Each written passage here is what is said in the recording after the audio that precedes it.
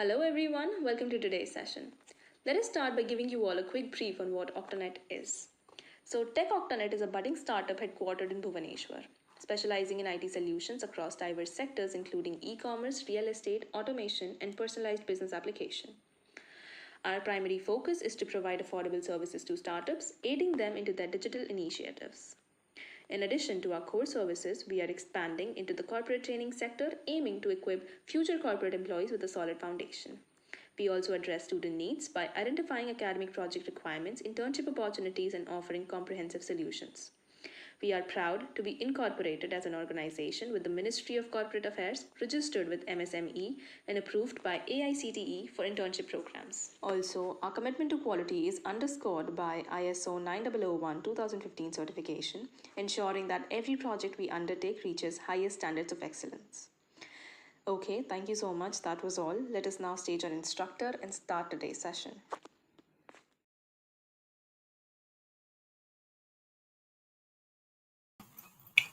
Good evening, everyone. My name is Harsh Pranjal, and I will be your Python instructor for these coming sessions. Right? Okay. First of all, let me know how many of you are studying a programming language for the first time. Python is your first programming language, or you have studied some other.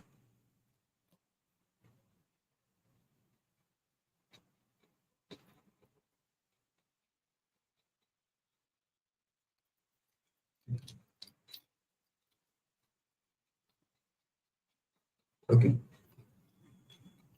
First of all, why there is a need to, study Python? There are multiple types of multiple programming languages out there, right? For example, some of the famous programming language you have heard about is uh, Java, C, C++, C Sharp, Rust. Go is one of the, you can say, coding programming language right now. Okay. So Python, it is very easy to learn, right? The learning curve of Python is easy as compared to other programming languages. You can say it is user friendly, easy to learn, easy to implement also, right? Now, Python, you with the help of Python, you can go into multiple different types of streams. For example, web development. Django is a framework which is used for web development, which is based on Python. Data science and machine learning. It is the field of data science and machine learning is vastly explored using Python, right? There are multiple types of modules which are uh, developed and are used by Python, right? So some of the famous one are OpenCV, and you may heard of TensorFlow and other modules, right? And in the field of software development, also Python plays a vital role. There is one missing field here where Python is not, you can say, providing any significant change or development is the Android development. In the field of Android development, Python is not playing a vital role right now. But let's see what happens in the future right now. So Flutter, you can say Flutter and React Native, the two, you can say, popular frameworks for Android development. Now, first of all, what is an interpreter and IDE? So, what is a compute? What is a Python program? Python program is simple. You can say set of instructions, right? Written in English. And we use alphabets to write any code. Okay. Let's start with.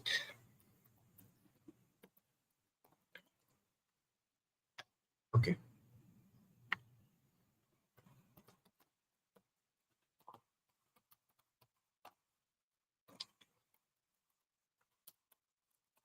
So this is a Python code to just print hello world. Okay. So what it will do? It will print this hello world in the screen, right? Okay. So this is a Python script. This particular print hello world, it is known as a Python script, a Python code, source code. Okay. This hello world, it is our output. Now, what is an interpreter? See, um, so what an interpreter will do? Interpreter will convert this print hello world. into assembly level code, right? Assembly level code which is understood by the system, okay, not by your CPU. See, a computer, a CPU can only understand zeros and ones, binary format, right? So what an interpreter will do, see, interpreter will convert your code to assembly level code, then assembler will convert your code to machine level code. This machine level code is your byte code, means 0 and 1s, which is then understood by your CPU, which is executed by CPU,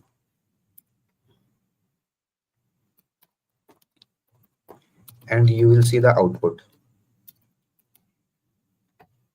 right? This exe, it is a executable file, right? Python does not generate any executable file. Okay. Let me give you an example how these things work. For example, this is a C++ code, right?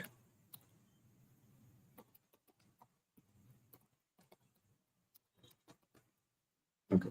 This is a C++ code to print hello world. Okay.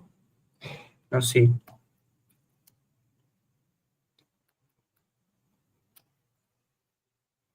one small file is created here, right? A.exe. This is known as an executable file. Okay. Whenever you will run an executable file, it will print the output. Actually, the work of an executable file is to run this particular commands, instructions. You cannot see a executable file. It is written in some, you can say, zero and ones, right? It is not visible. I mean, it is not human readable. Okay. Same thing happens with the Python, but in different manner. Python does not generate any executable file.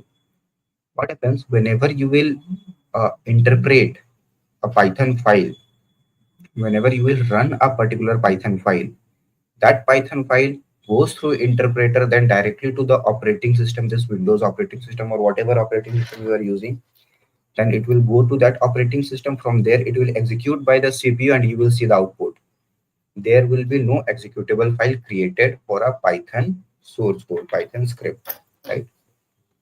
Okay. Now IDE. This VS Code, I think every one of you are familiar with VS Code. So IDE means integrated development environment, right?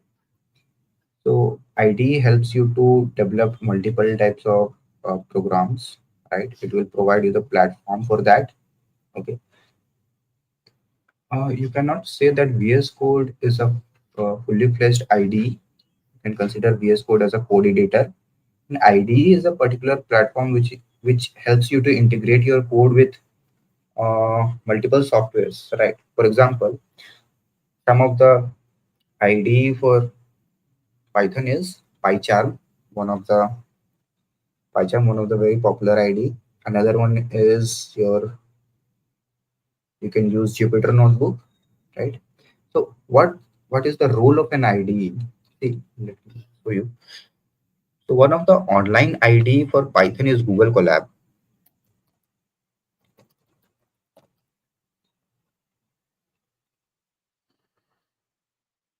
right? And it is an online IDE. No need for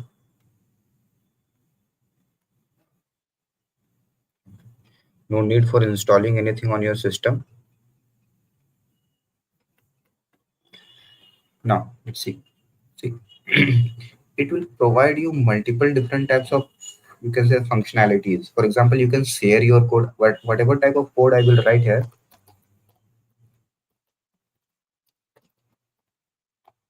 I can share those code with anyone, right? It will provide you it will help you to connect your scripts to a server. It will help you to connect your scripts to a database and many more things, right? So this is an IDE, work of an IDE, which helps you to integrate your code, right? Maintain your code and helps you to develop it, right? Okay.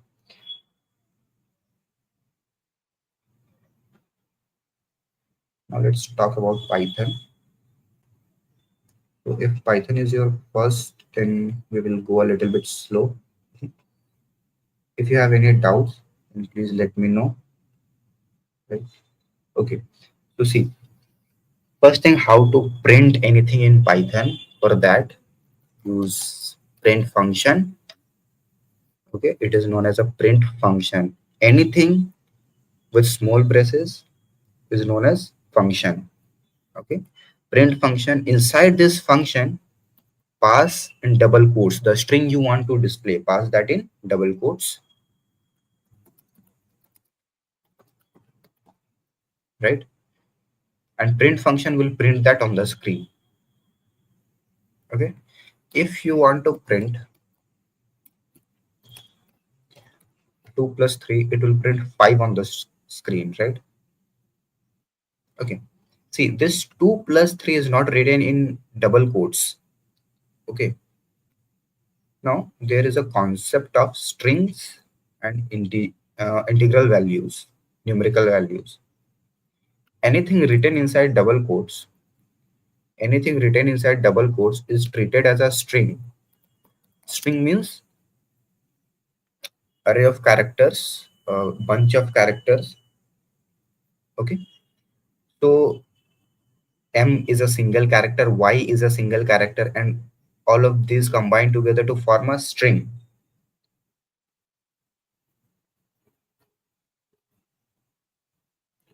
See, to run a Python code in VS Code, there is no need to install a extension. You have to install the interpreter for Python, right? The Python interpreter.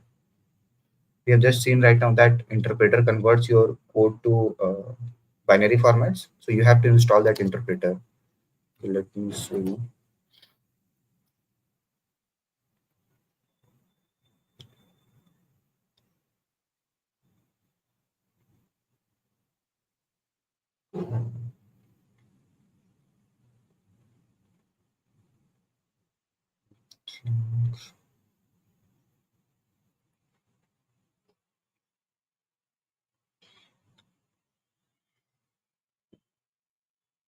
Okay, I have installed Python 3.10.2 64-bit.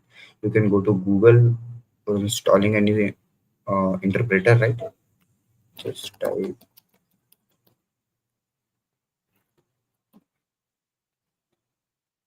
Okay, and only go to the link with python.org, right?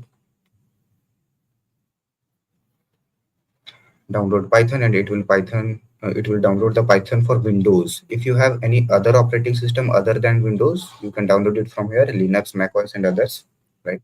And always take care of the version 64-bit or 32-bit. If you want to check that your system has the Python or not, those are, open the command prompt. From here you will type Python double dash version. Okay, it will print the particular Python version which is installed on your system. Okay, now anything written inside double quotes is treated as a string. Okay, and anything without double quotes is treated as a numerical value or variables. We will see what a variable is, but let's discuss these first. Okay, if you don't have any interpreter installed on your system, then use Google Colab.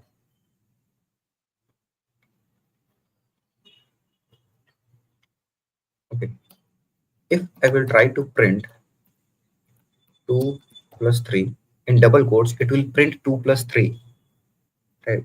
So what is the meaning of this string? So what this print statement will do, this print function will do, it will directly print the string on the screen. 2 plus 3 is treated as a string, so it will directly print 2 plus 3 on the screen. But this 2 plus 3, it is treated as a numerical value, a mathematical expression. So it will evaluate the, get the answer, and it will print that answer on the screen. Okay, so this is a difference between how to print a string and values. Now, what are variables?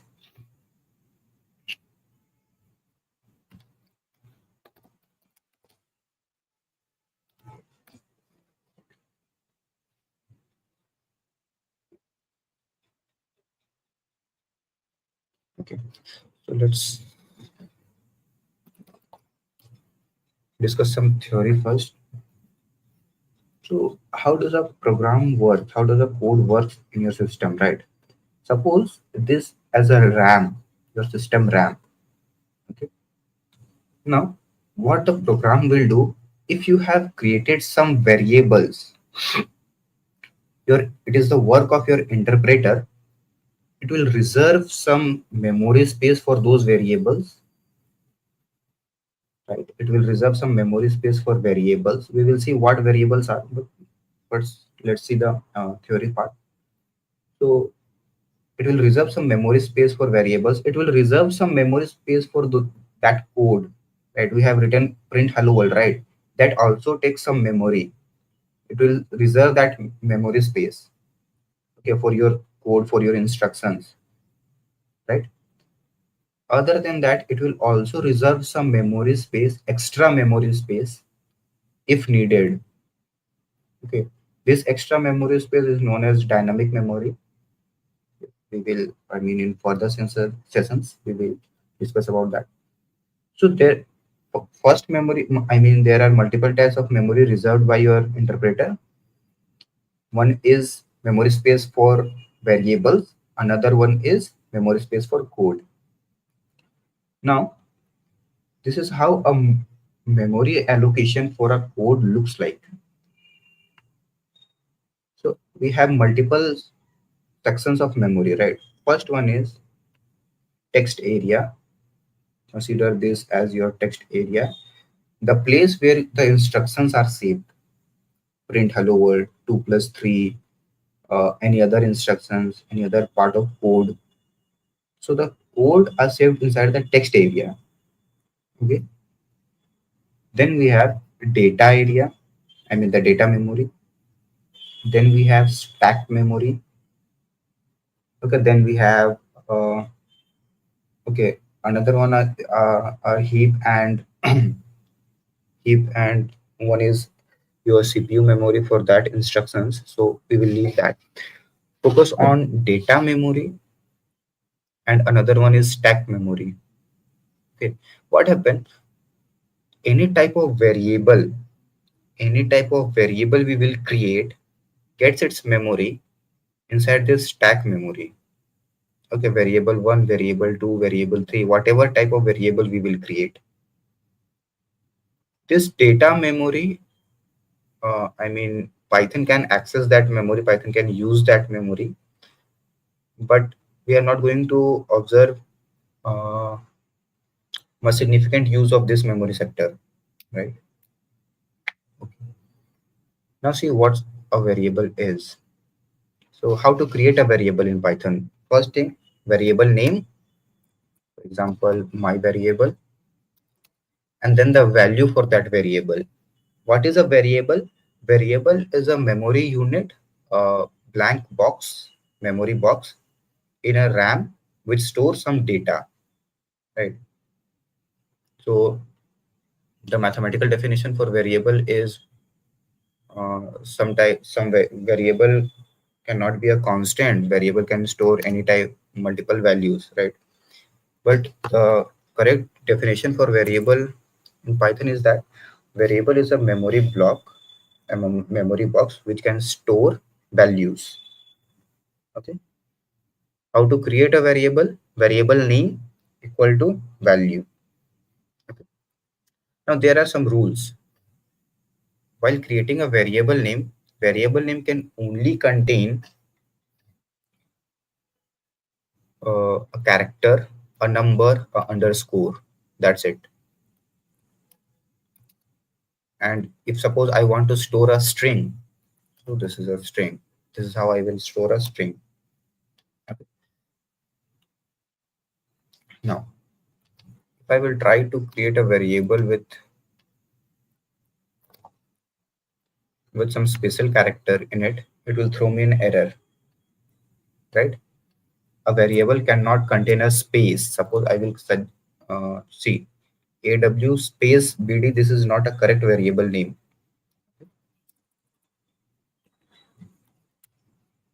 A variable can only start with a English alphabet or underscore. A variable cannot start with a number, a digit.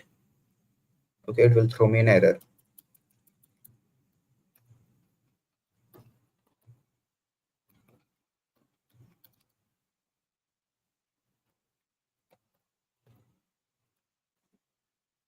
Okay.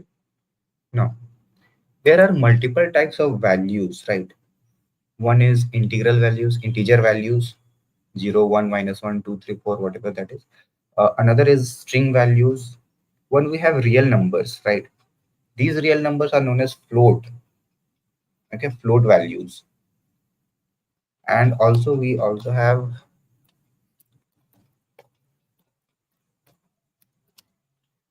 Boolean values, right? And Boolean values are true and false. Only these two values are known as Boolean values, true or false. Okay.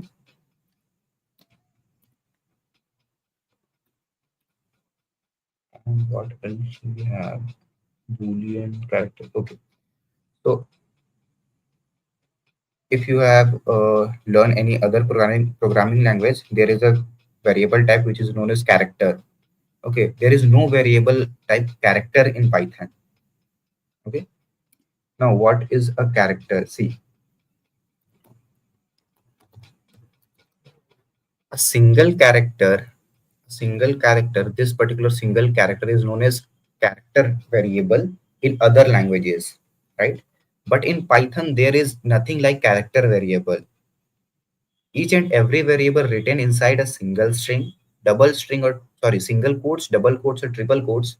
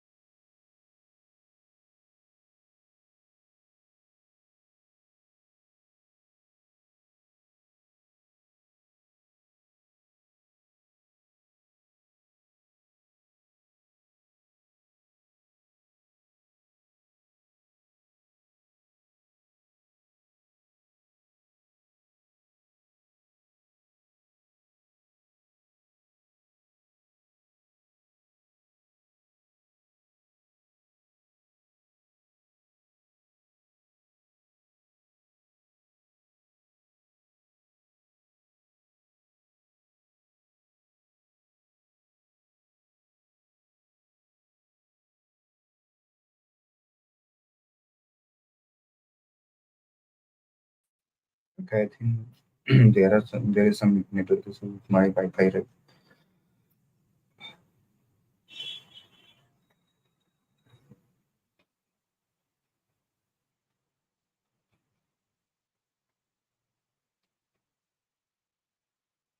Okay, let's continue.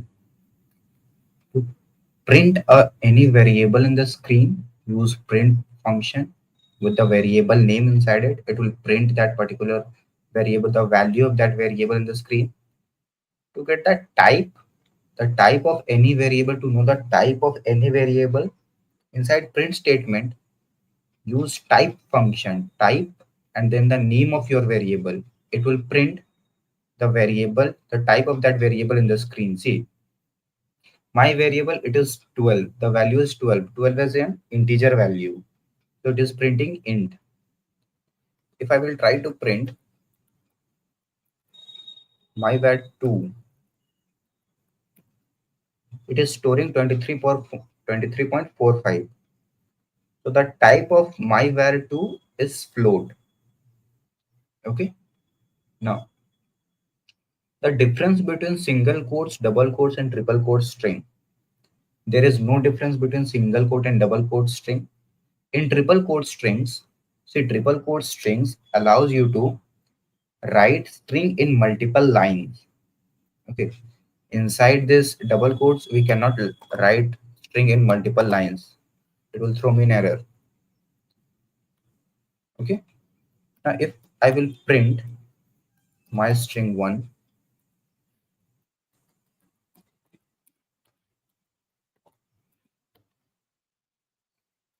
2, and 3, there are difference. A and B are there, but this my string 3, it is printed in 3 different lines, right? So whenever there is a need to uh, store a multi-line string, use triple quotes, right? Now let's see some mathematical operations. Okay, suppose I have a variable A which stores some integer value. I have a variable B which stores some float values, 13.45. Okay, let's create a variable C which store A plus B, the result of A plus B. Then again the variable C will store the result of A minus B. Again we have A asterisk B. A asterisk is used for multiplication, right? C will store A divided by B. Okay, not this one. Yeah.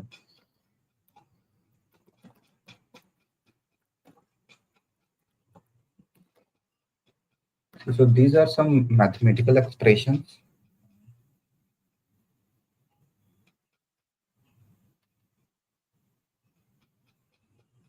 I think I'm audible right now.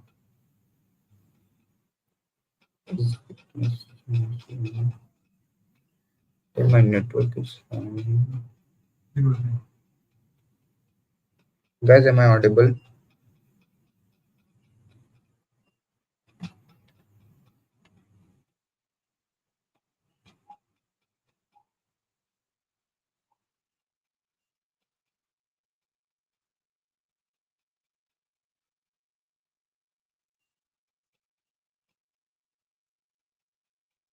Okay.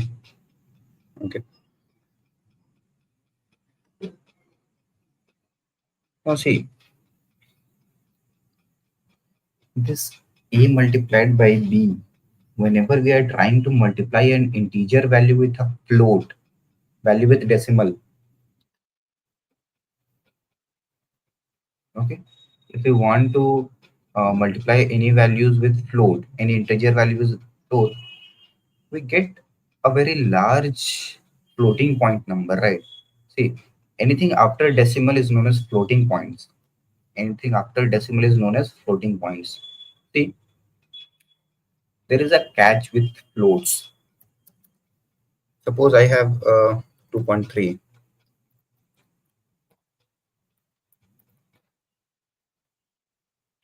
It is printing 2.3. I'm trying to store 2.3 in A, right?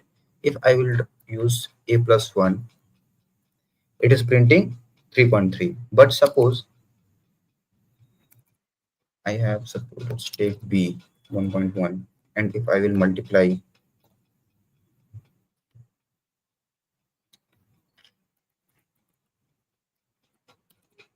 it,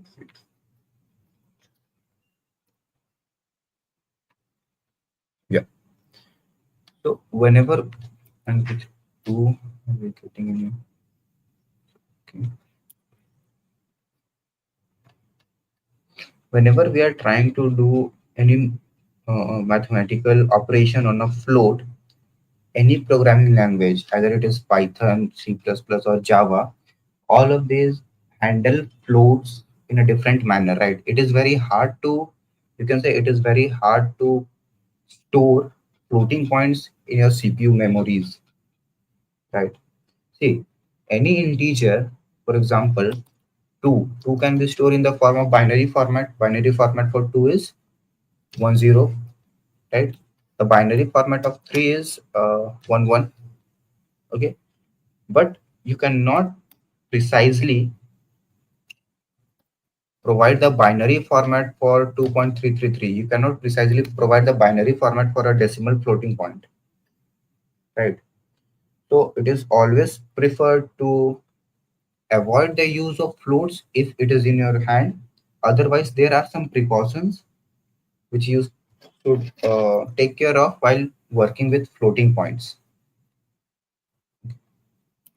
Because see, when you multiply the mathematical value for 2.3 multiplied by 11 is not equal to 25.2999997, right? But in Python or in any coding language, it is very hard to store and perform calculations on floating point numbers, right? That's why we are getting this type of values. One more thing, okay, we will see after this one. Yeah. So we have addition, subtraction, multiplication. We also have division. So for that, let's take some good numbers. 10, 20.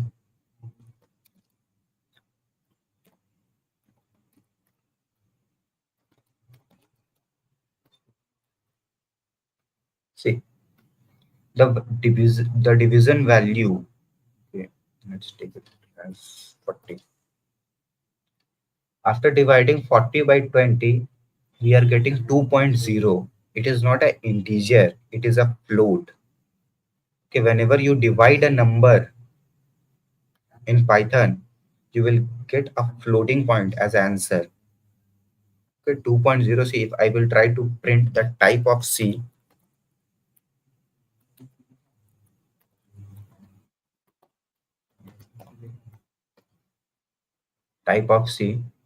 I'm getting it as float. Okay, so take care of this. If the number is if you can perfectly divide a number, in that case also you will get a floating point. If not, then also you will get a floating point as answer. Now this particular division, it is known as floating division or real division in Python, right? To perform a integer division, you have to do a double divide and b. This is known as integer division. In this case, you will get the answer as 2 and the type of C as integer. The answer is 2 and the type of C as integer. Okay. If I will do suppose 45, in that case also I will get the answer as 2, value as integer.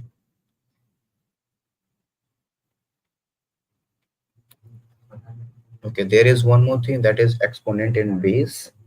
If you want to calculate the power, for example, I have x as 3, I want to calculate 3 square. For that, print variable, we use double asterisk and then the power. For example, I want to calculate the square, double asterisk 2, it will print me the 3 to the power 2, that will be 9.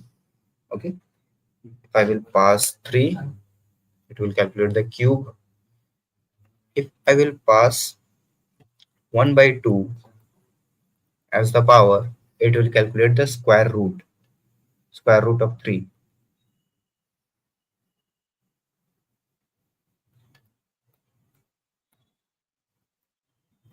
Okay, so double asterisk is used to put any variable on the power. For example, add, and let's take y as 4. I want to calculate x to the power y. X to the power y. For that, print x double asterisk y. It will calculate x to the power y, 3 to the power 4. Okay. Yeah, there is one more mathematical operator, that is modulo. The percentage sign is known as modulo operator. The use of modulo is to get the remainder. What will be the remainder if I will divide 45 by 20? We will get 5 as the remainder, right? So modulo operator is used to get the remainder. We are getting 5 as the output. Okay. So these are mathematical operators.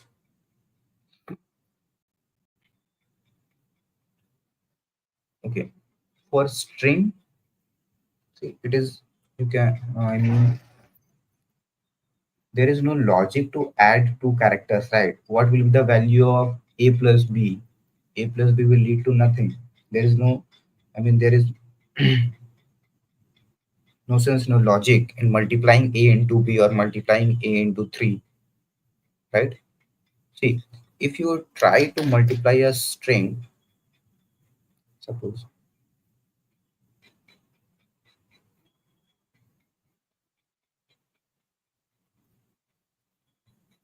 I have a string, value of string is ADC, and I have another string, the value of string is XYZ.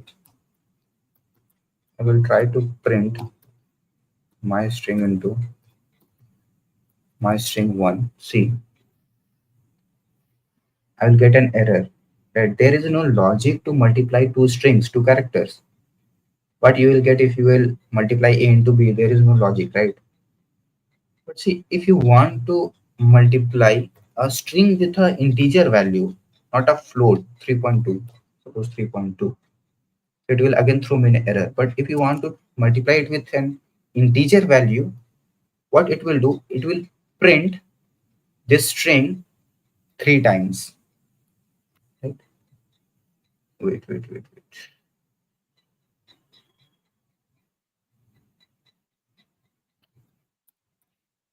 Sorry. It will print that string 3 times. Okay, let's see.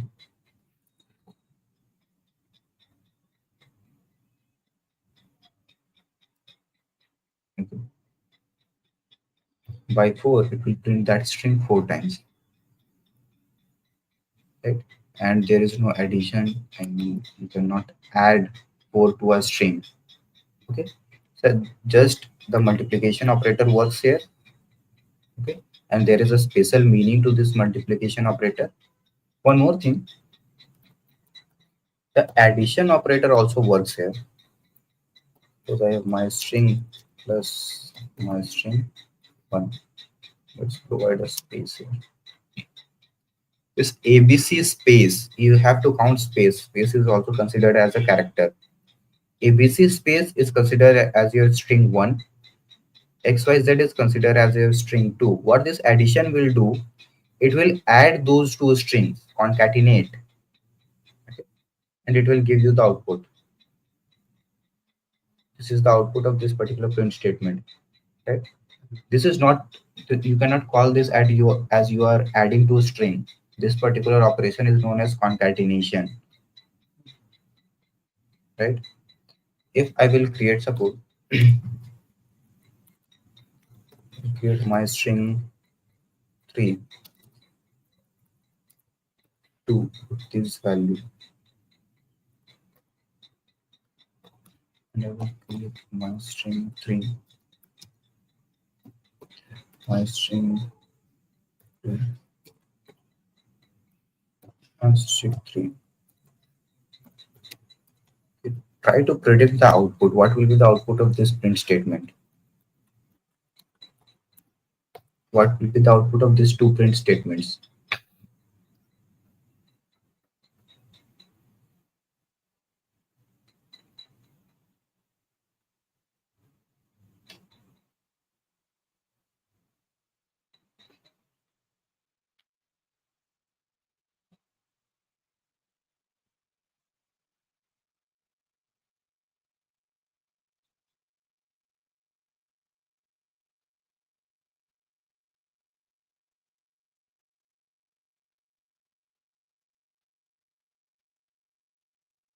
Okay. See, what we are doing, we are concatenating my string and my string 1, right? So this ABC XYZ will be stored inside my string 2. Okay. Now what we are trying to do, we are trying to repeat my string 2 3 times. So for the first output, we will get ABC XYZ, and for the second output, we will get ABC XYZ 3 times. For the first output, we get ABC XYZ. For the second output, we get ABC XYZ repeated 3 times. Okay. And there are, and you cannot perform addition or power with characters. There is no logical meaning for that. Now let's say some logical operators. Right? We have multiple logical operators. For example,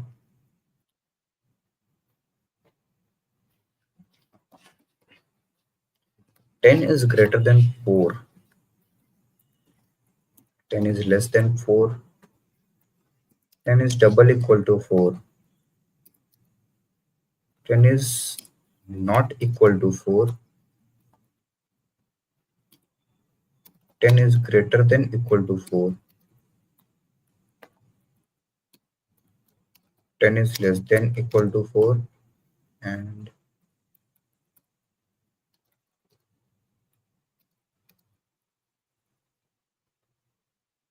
okay, there is one more. Yeah.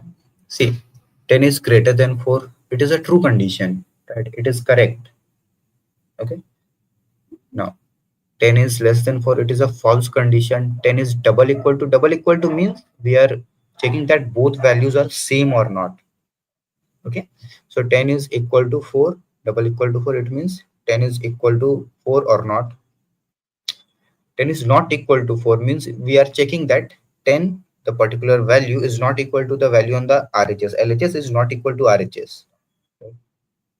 This one is, see, the first value is a true condition, second one is a false, third one is also false, this one is true, true condition, false condition. See, if I will try to print 3 is greater than 3, for this one we will get the false condition. Okay, but if I will try to print 3 is greater than equal to 3, for this one we will get the true condition. So this is the difference between greater than equal to or only greater than. Okay. Now there is one statement here that any value other than 0, null, or false is considered as true. Any value other than 0, null, and false is considered as true. So see, if we will get 10 is greater than 4, it will give us true. Why? So what is the meaning of 10 is greater than 4? What it is doing? Inside your CPU, what the CPU is doing, it is comparing 10 is greater than 4, and the answer returned by the CPU is not true. Answer returned by the CPU is 1. Okay, and 1 is considered as true, right? This particular comparison 4 is greater than 10, CPU will not return false, CPU will return 0, and 0 is considered as false. That's why we are getting false here.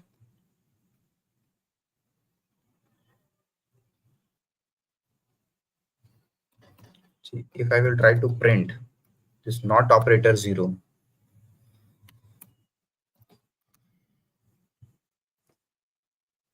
we will get answer as true. Okay, so these are some other, we will see that. So these are some comparison operators we have. Okay, these are the comparison operators: greater than, less than, greater than, equal to, less than, equal to, not equal to, and equal to. Now let's see logical operators.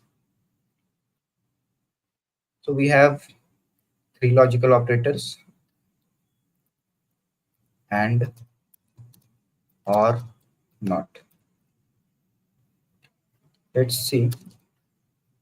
10 is greater than 4 and 5 is greater than 4. I think you guys are aware of the AND operation and OR operation, right? The truth table of AND OR. See, in AND, if the first value is 0 and the second value is 1, the final result will be 0. First one is 1, second one is 0, then the final result will be 0. And in 1 and 1, the final result will be 1. In 0 and 0, the final result will be 0. This is the truth table for AND operation. Okay. Now tell me one thing. 10 is greater than 4. What it will return? It will return 1. 5 is greater than 4. It will return 1. So 1 and 1, it will return this. The output of this whole expression will be 1. That is true. If I will try to print A, we will get true.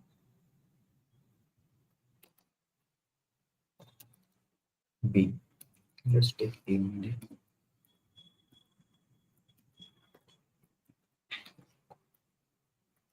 If I will do 40, 5 is greater than 40, we will get the value as false.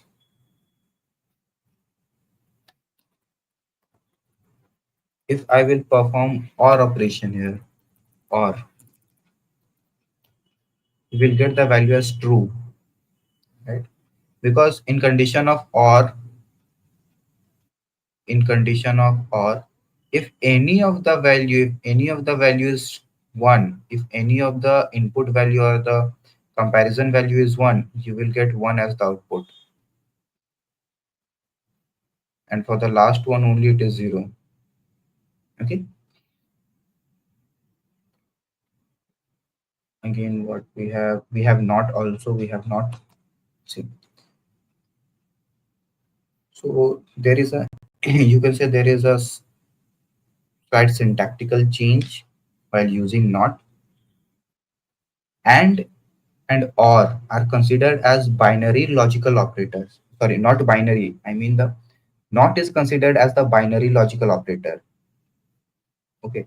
And or require two expressions, expression 1 and expression 2 for evaluation. Not will work with only one expression. You cannot perform like this: 10 is greater than 4, not 5 is greater than 6. Okay, it will throw an error. Okay. Now, not is only used with a single operator, operand, and operators. For example, not 1. See, 1 is considered as true. 1 is considered as true. We are using not 1, means we are converting 1 to false. If I will print A, we will get false, output as false. Instead of 1, let's write true, not true. So not true will provide me false value. If I will do not false,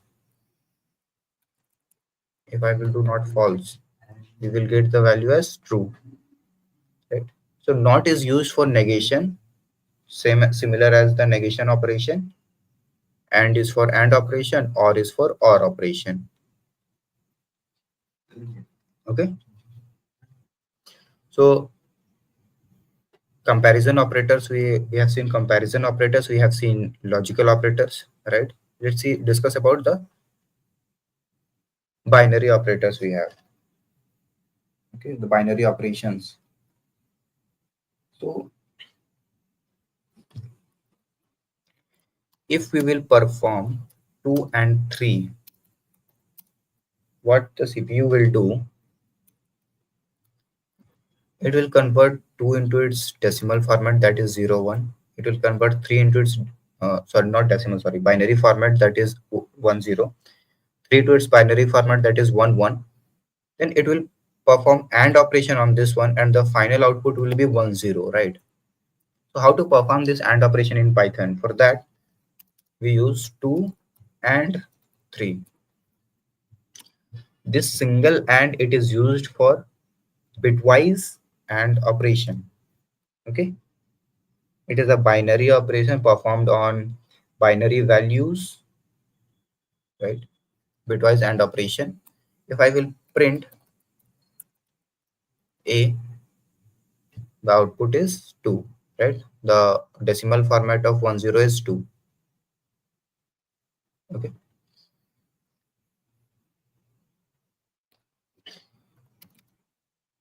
bitwise OR, how to perform bitwise OR. 4 or 5, this will perform bitwise OR, and I will print the value of A. What we will get, we'll get the answer as 5. Let's take this one as 3, we will get the answer as 7. Okay, so these are two, bitwise and bitwise OR. There's one more operation that is known as bitwise XOR operation. So 3 XOR 5, and we'll get the answer of A as 6. I think you guys are aware of OR operation, right? Do you need any explanation of XOR operation, or you are comfortable with XOR operation?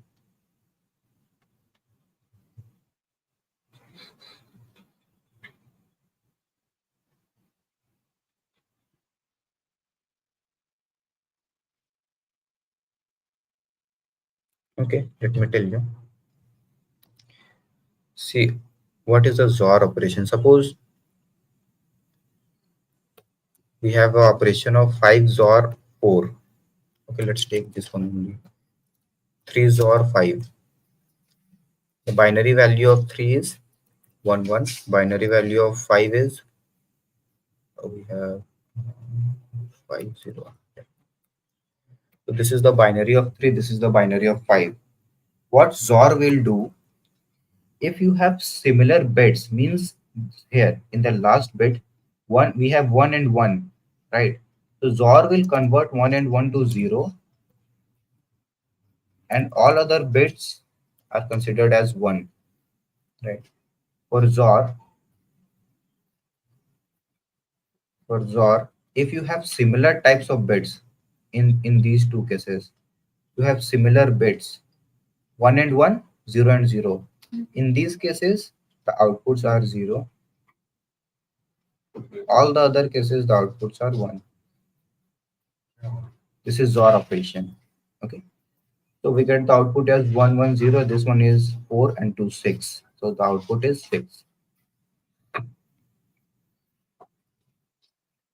Let's take some other example. We have, instead of 5, let's take 4. Then again, we have 7. So 4, for 4, the last bit is unset. So we have 1 0, that is again considered as 1.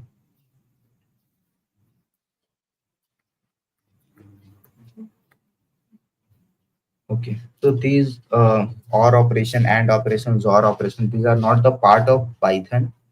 Okay, these are the part, you can consider that these are the part of, you can say, basic computation, right? These are the operations, symbols and operation and syntax used for computing bitwise values. Let's see, logical, mathematical. Okay, so that's all about these variables, right? We have seen multiple types of variables: integer, string, floating points, boolean, right? So let's take a boolean value, consider it as true. If I will print not my boolean variable name, any guess what will be the output of this print statement?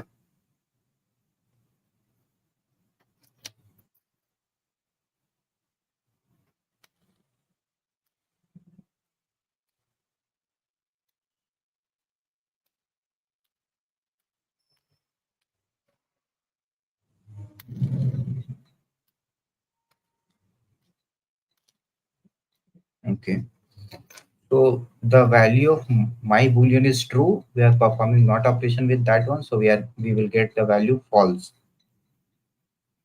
right?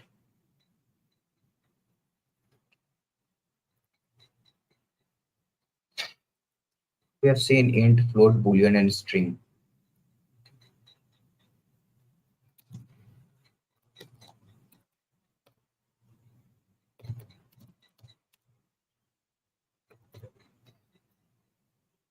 Any guess what will be the output of this print statement?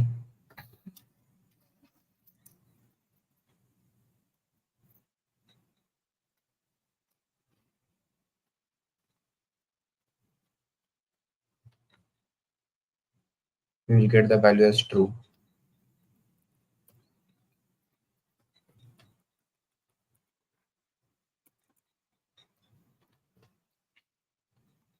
We will get the output as true. So in equal to operation or in this type of comparison operation or bitwise operation, you can use a boolean also. Boolean means you can use a variable also, the name of the variable. You can directly use expressions also,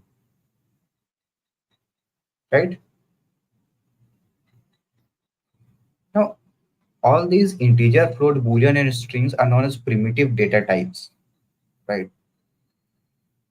Now let's discuss about, let me show you the representation.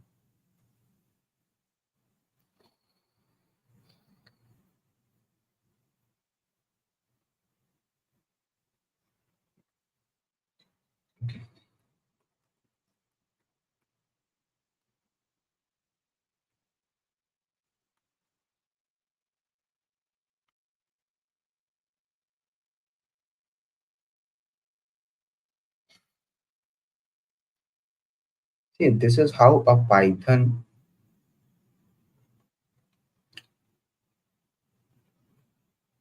this is how Python store variables in the memory, right? Let's see.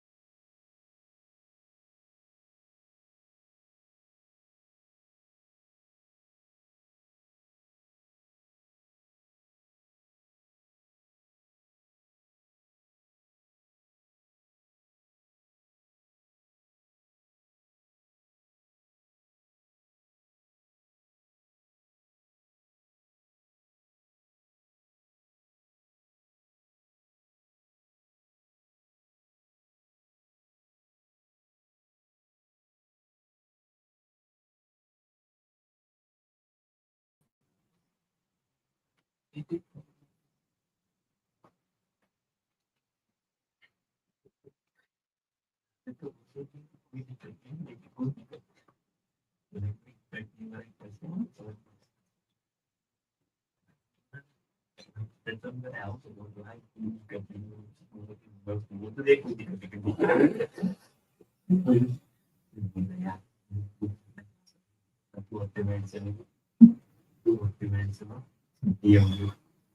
guys, am I audible?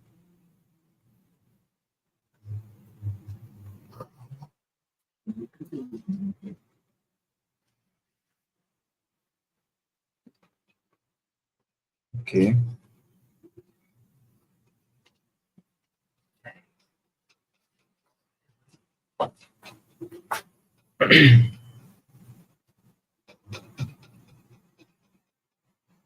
Okay, so we are discussing about how Python stores variables, right?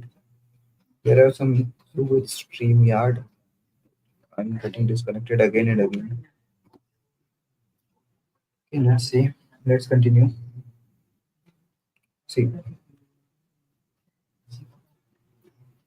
okay. So we are getting the memory addresses, right? Now, suppose I will create some other variable D, with the same value as A. Variable D with same value as A. And I will try to print the ID of this D, right? See, notice the output of the ID of A and the ID of D. The output of means the ID of A and ID of D are identical, exactly same. What it means that there is some other variable D. We have created some other variable D, but with the same value as A, right? So what Python will do to save memory, Python will assign this D to the same memory location. That is the meaning of this same IDs.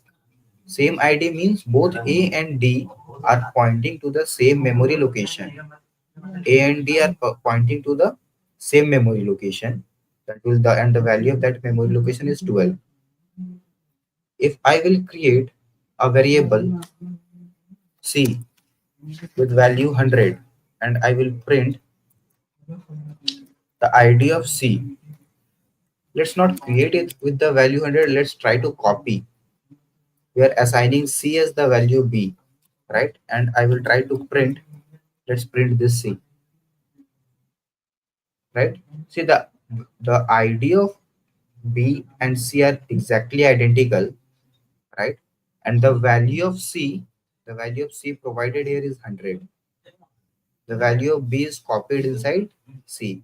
Now what Python will do? It will create a variable C with some value, right? And the value of this 100, the C is again pointing to this same identical value 100, right? So this is how Python saves memory, by pointing to the same memory location with exactly same value, 112, right? Suppose if I will try to create one E with again 12 and I will print the ID of E, right? See, the IDs of A and D and the ID of E, all three are same, right? So this is how Python saves memory. Now,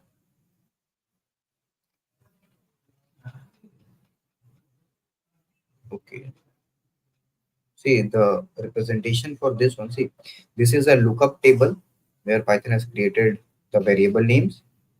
These are the memory locations where the values of that variables are saved, right?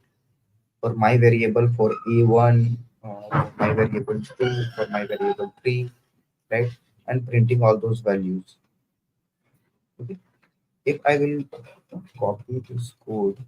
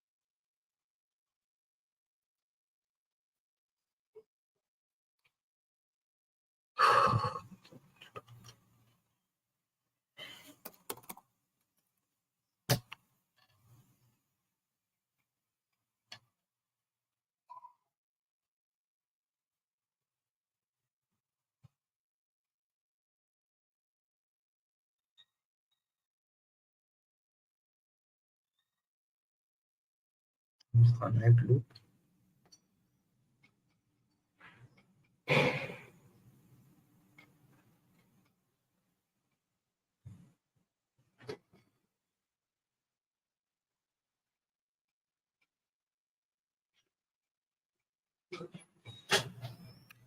Okay.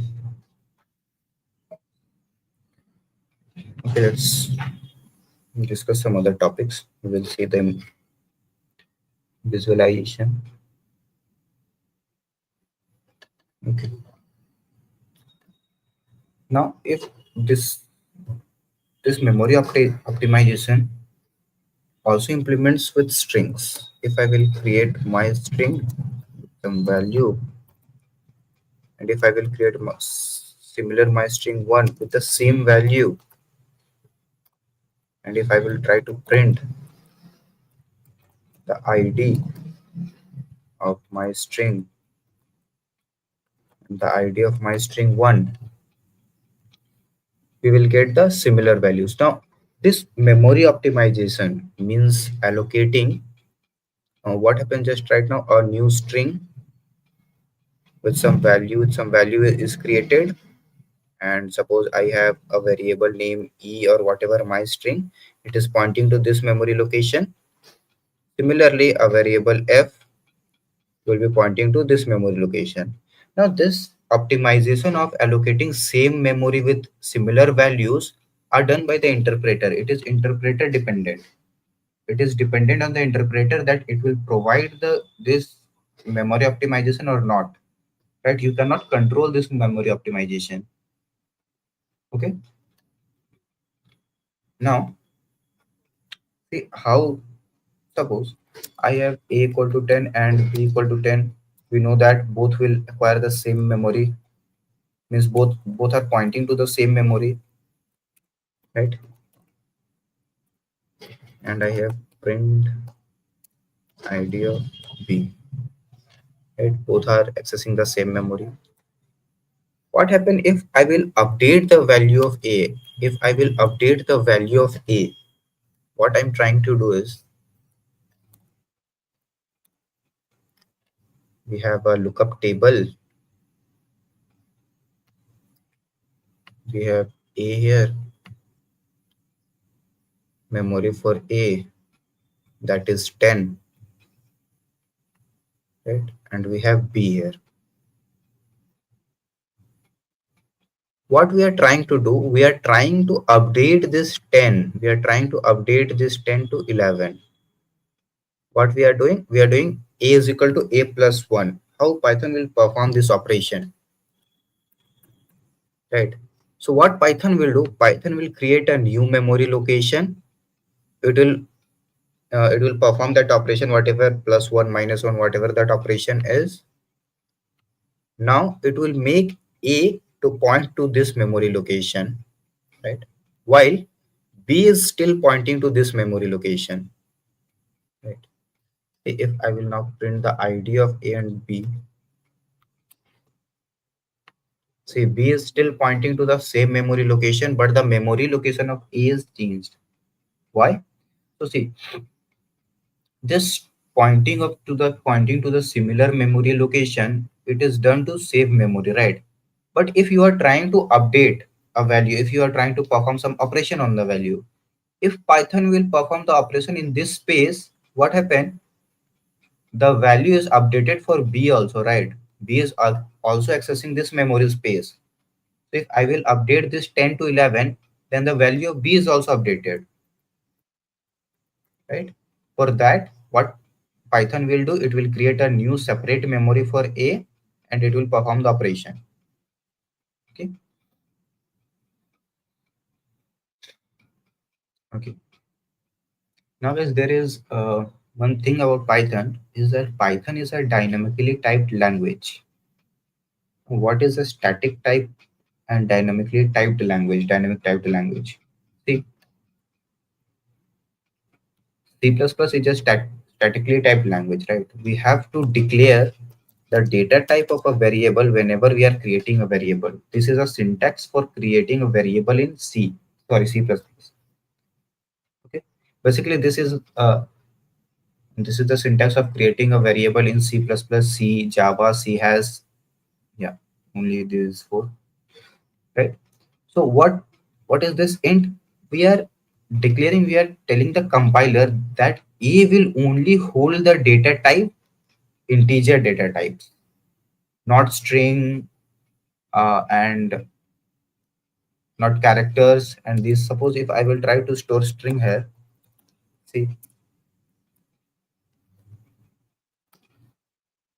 I will get an error. Okay. But in Python, there is no need to declare the data type of a variable. Here, A is storing a integer. If I will do A is equal to hello, we won't get any error. And now A is storing a string. So how Python will achieve this functionality? So the answer comes here again. So what I have done, I have stored hello here, right, in A. What Python will do,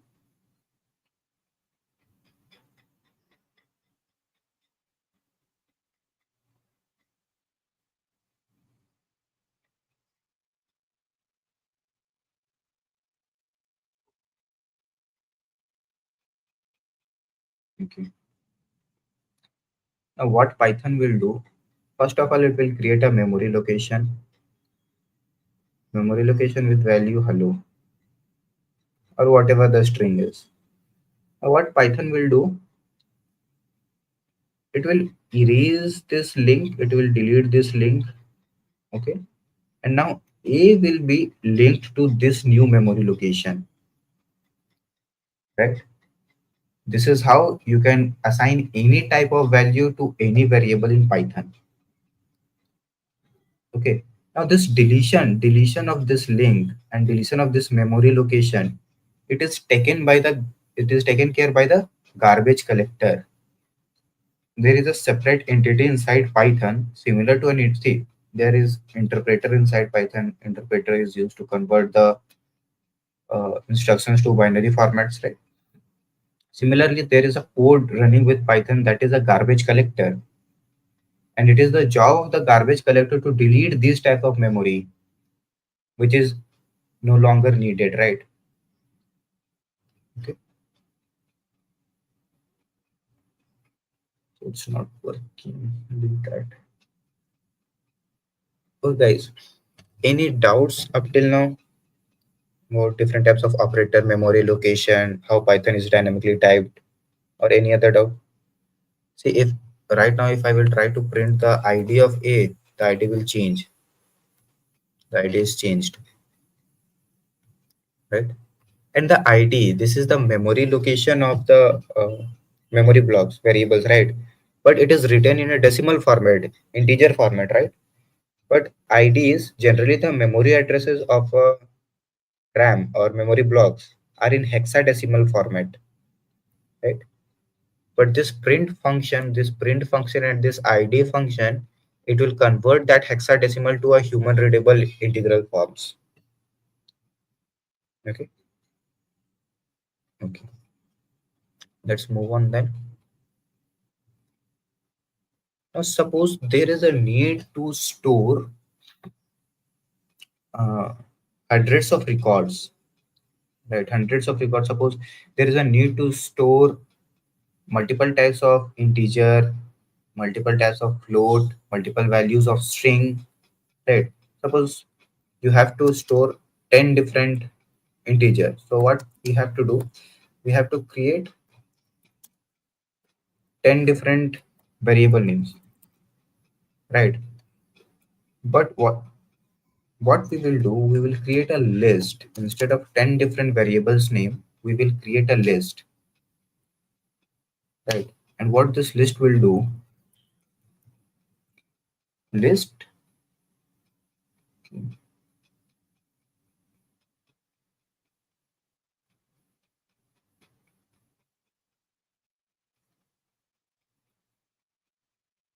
so how a list is created in Python. Again, there is a lookup table for variable names. Okay, memory location for list, different memory location for variables.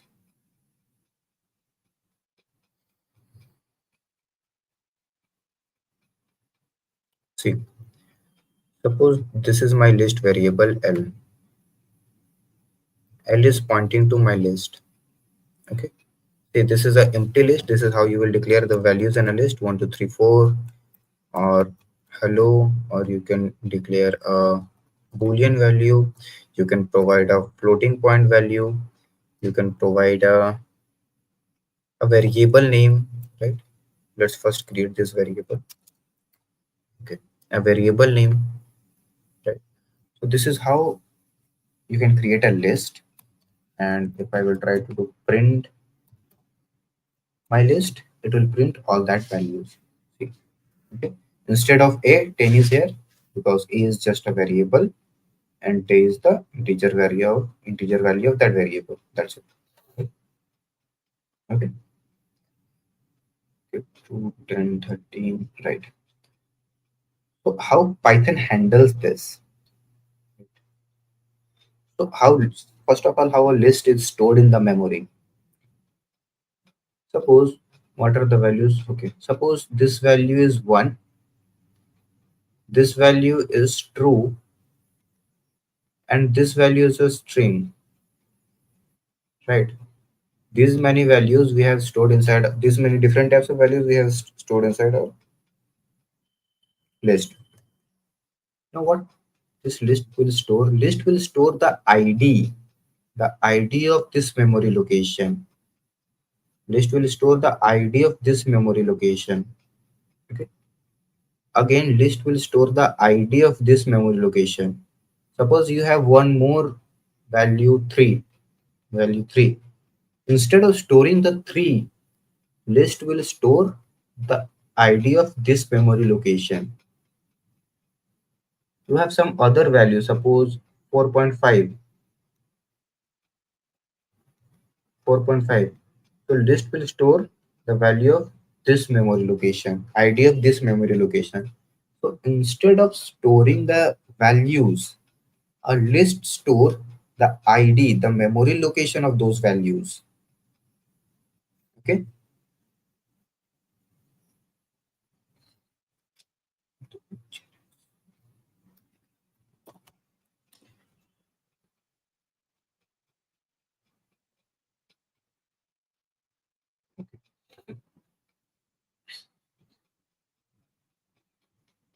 So this is how we are able to store different data types inside a single list. Okay. Different data types inside a single list. Now there is one concept that is known as indexing. A list supports indexing. What is indexing? So suppose instead of this whole list, there is a need to only access this hello. How to access this hello? Specifically this hello only. No need, there is no need to access this whole list. So what we will do, we will use the index. Now what is this index?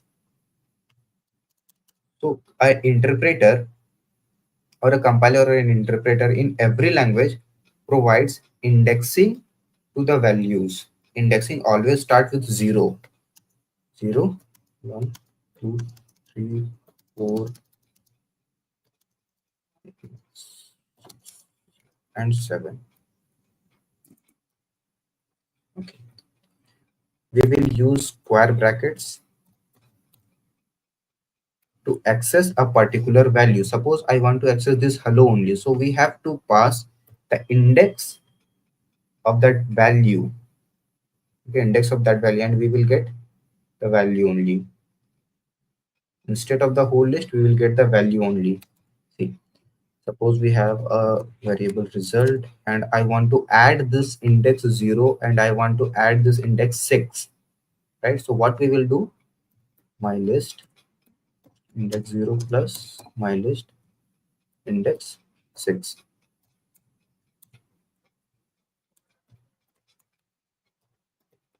result, and it will print the value, whatever the value is. If I will do my list index 0 is equal to 100, this is how you will assign, insert a value at a specific index, inserting a value at a specific index, and after that if I will print the list, after updating the value I will print the list, we will get 100. The first element, the first value is updated to 100. Okay, so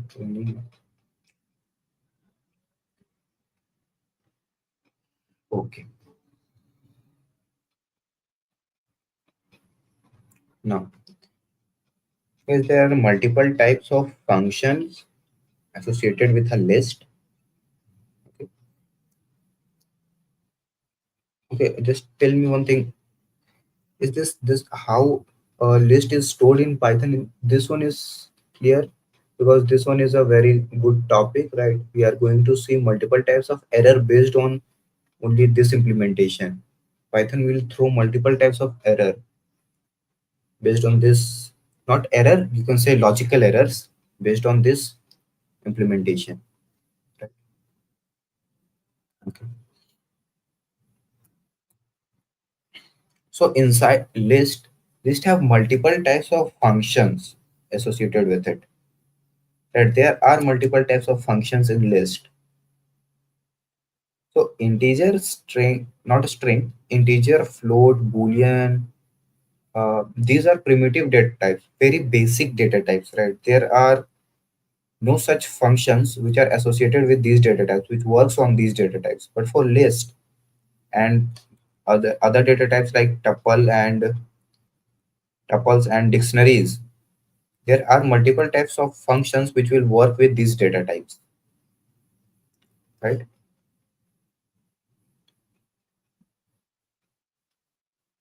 So discuss this. It is known as list methods.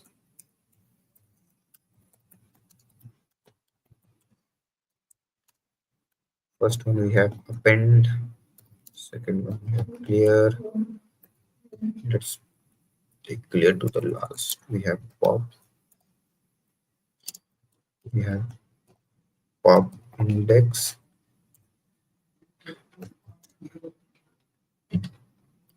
insert, remove, clear, and let's leave insert and remove, sort, reverse, copy, sort, reverse. Okay, we will discuss about copy in a specific dedicated code snippet, right? Because copy is more complicated as compared to any other function, right? Now, what are these append, pop, and all these things? So this is our list, right? I want to add 5, the value 5 to this list, right? I want to add value 5 to this list. What I will do, my list dot append and 5. It will insert, print my list. It will insert 5 at the end of the list. Okay. So we have here value right? So append is used to insert value at the end of the list, right? If you want to delete the last element of the list, delete the last element of the list, what we will use? Mylist.pop print mylist.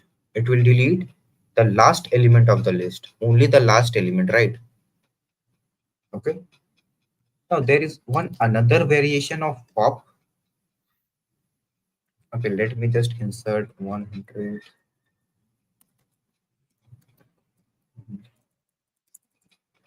Let me insert.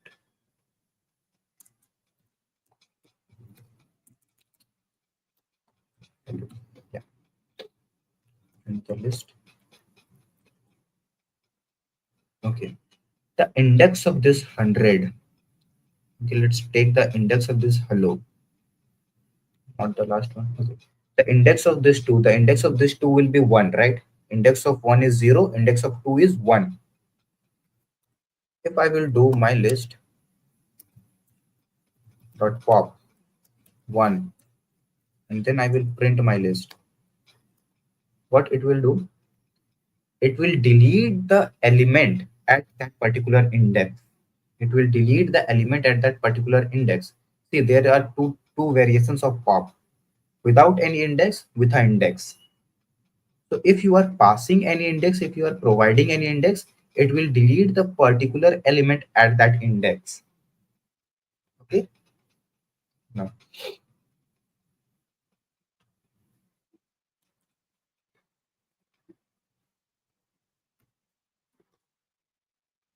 delete the element of list at index, right? Okay, sort. Now guys, I want to delete this hello. Right. First of all, let's discuss some of the errors while using these functions. Suppose I want to sort my list. Sort means arranging the list in ascending or descending order. While using sort, we are arranging the list in ascending order, right? It will throw an error. And why this error? What the sort will do, it will compare the values with the help of greater than or less than operator. Right? The operators we have seen, it will compare the values like this. Is 10 is greater than 4? If true, then do something, and if false, then do something. That is what written inside this sort. Are we able to compare a string and an integer? It is allowed. Let's see. So we cannot compare a integer and a string, not supported between instances of integer and string.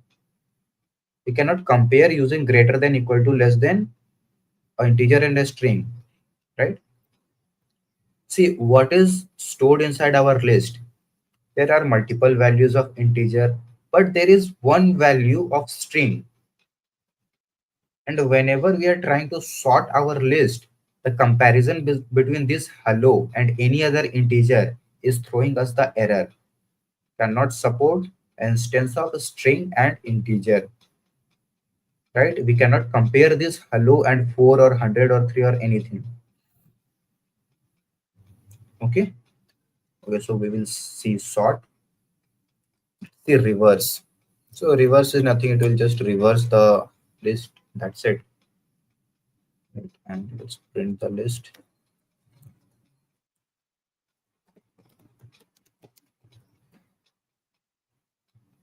See, the list is reversed. Now to implement sort, make sure that the values inside the list, you can compare those values using greater than or less than. Right. So let's first use pop. So my list dot pop, and we have to pop the element at index 0, because after doing reverse, the string hello is at index 0. After this, let's sort the string, sort the list, dot sort, and then let's print my list, right? And we are getting the answer. See, after pop, how this list will look like. The hello is deleted, right? And it is easy to compare any integer values, right?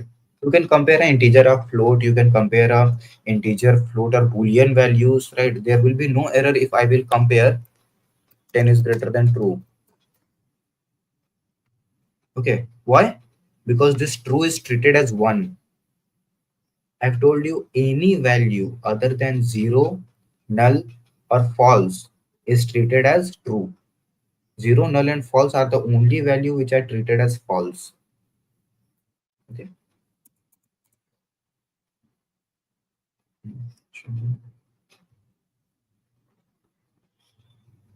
Yeah, now it's working.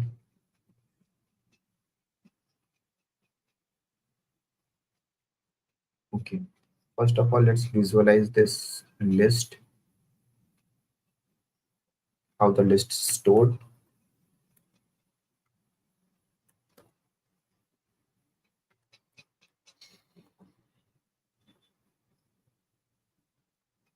See, first thing a is equal to 10. So Python will create a variable a with value 10, pointing to value 10. Then there is a list. See how Python will create this list. See, Python will create a very big box.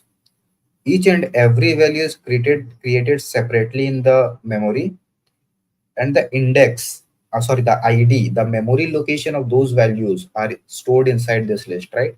And see, even the Python is optimizing the memory here also, right? A is 10, and we are inserting the value of a, that is 10. So instead of creating a new 10, the block of 10 separately, it is again pointing to the same memory location, right? After this, we will be printing the list, again creating some result with some addition values, right? See, we have updated the value to 100, right? We are updating the value to 100, right? Before updation, see, the index 0 is pointing to a memory location where 1 is stored. But after updation, this memory location will be deleted.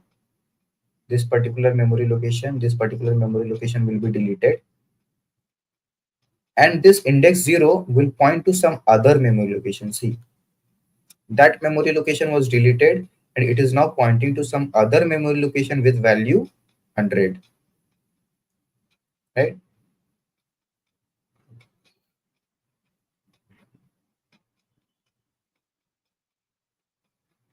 We have optimization.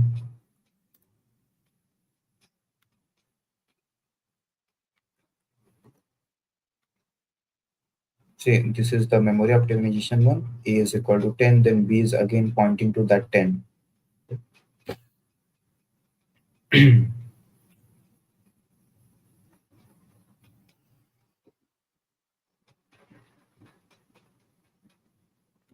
If you want to visualize these,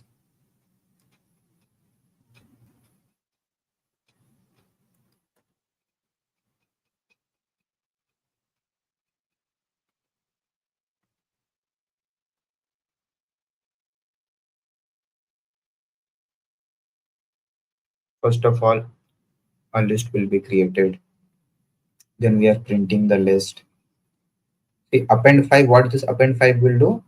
It will insert a value 5 at the end. Then we will print the list. Then we will do pop. See, then we will do a pop operation. Pop, what pop will do? It will delete this last element. It will delete that last element. And after that, it will print the list. After this, we are again inserting the value 100, then again inserting the value hello. Then what we are doing, we are deleting this index number 1. See, that index number 1 was deleted. So deleting index number 1 doesn't mean that the index 1 is deleted. The value at that index 1 is deleted, every other value are shifted by 1, right? See, earlier the index of 3, the index of value 3 is 2. But after deleting this particular value, after deleting this particular value, the index of 3 is 1, right? Every value is shifted by 1, and the value at index 1, earlier value of index 1 was deleted. We are again printing, then we are doing reverse. So it's the list is reversed. Again, we are doing the pop element 0. So 0 will be this hello will be deleted, and each and every value will be shifted by 1. See, hello is deleted and each and every value are shifted by 1. And there is sort, so it will sort the values and the comments, right? Now, see, what is the problem with Python? What is this? What is there is a, you can say, a flaw, a logical pet. How the Python stores memory, stores variables. See, if I will create a equal to 10 and I will do b is equal to a, what do we have? We have a variable a and a variable b, right? A variable a and a variable b.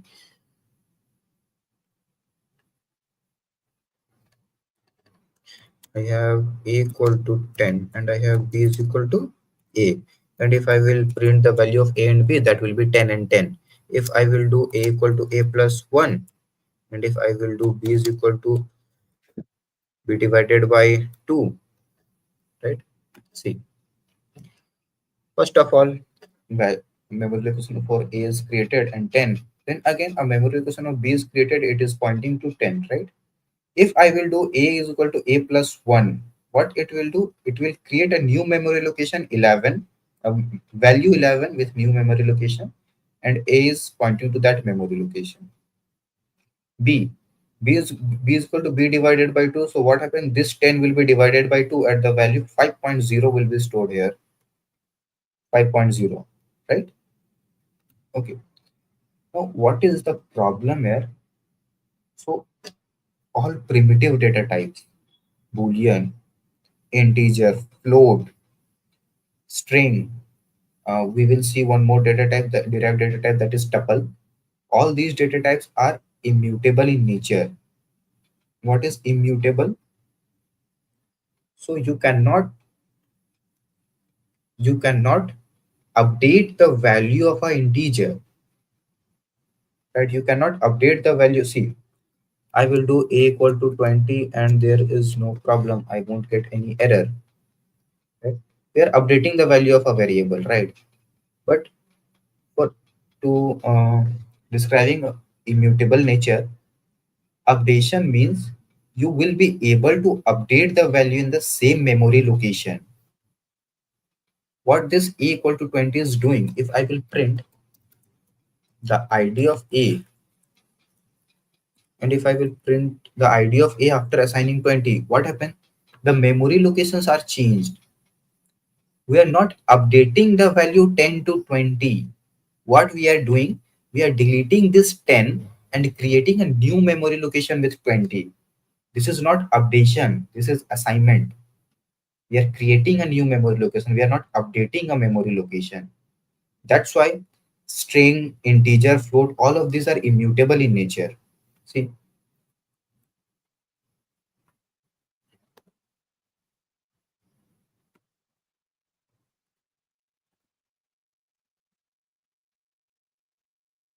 next, see, a is 10, b is 10, right? A equal to 20, what it will do, it will update, it will create a new memory location. It is not going to update this 10 to 20, no. It is going to create a new memory location. See, a new memory location is created. So this shows that integer is immutable in nature. Okay, if we are able to somehow able to update this memory location, then we will say that it is mutable in nature, but it is not allowed, right? In any language it is not allowed. Okay, whenever you will perform a is equal to a plus 1, that the value will be 21, We are not updating 20 to 21. We are creating a new memory location, a new value 21, right? Now the problem with, see, remember this one, right? B equal to A, it is pointing to the same memory location, okay? Now, suppose I have a list. List is 1, 2, 3, 4, and I have a list 2.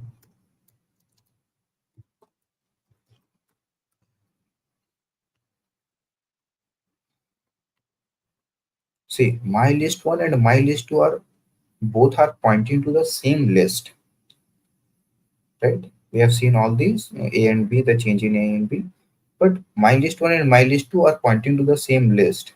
Now see, what I am trying to do, I will update the variable at index 0 of my list 1. This particular one, I'm trying to update this one. Let's update that one to minus 100. Okay, copy this one.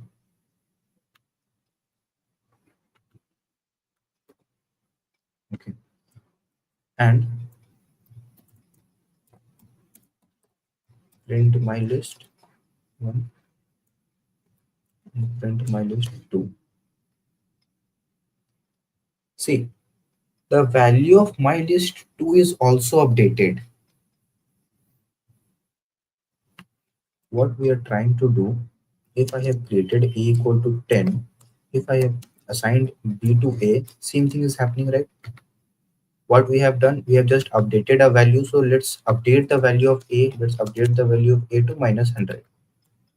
If I will print A and I will print B, then the value is correct there, right? The latest value of A is minus 100 and the latest value of B is 10, because we have assigned B equal to A. So there is no logical flaw here, right? Because integer is an immutable data type, but list is a mutable data type in Python. I am trying to update the value, the index, the value of my list 1, but the value of my list 2 is also updated. See, the value of my list 2 is also updated. Before updation, if I will try to print my list 2, see the value of my list 2, the first value, the value at index 0 is 1. But when we have updated the value at my list 1, that updation is reflected in my list 2. It is a logical flaw. We have to take care of this one, right? How this is happening? So I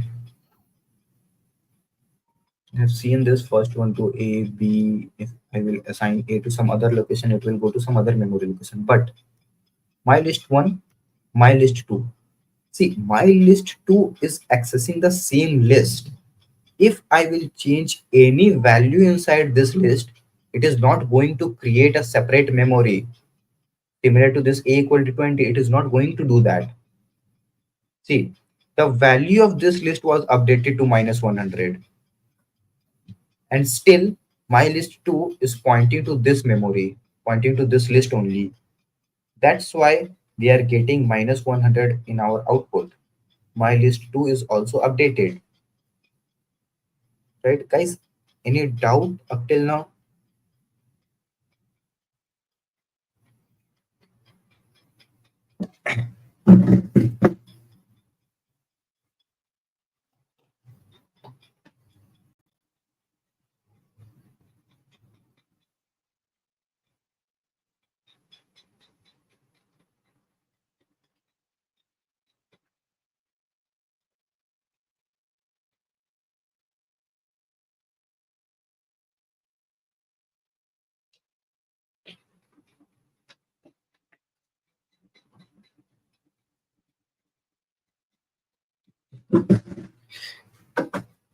Okay.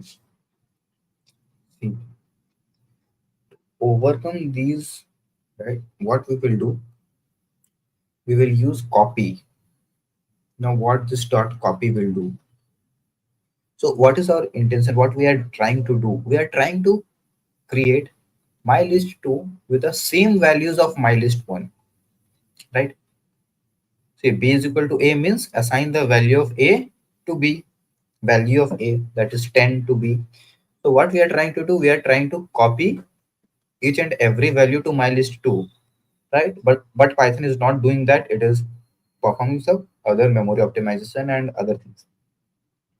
To properly copy the values, we will use dot copy. Let's see the output now. B, my list 1 is created. See, now observe the creation of my list 2. This is how the my list 2 will be created. A new separate memory location for my list 2. Now, if in my list 1, I am trying to update this index 0, so only the index 0 of my list 1 will be updated.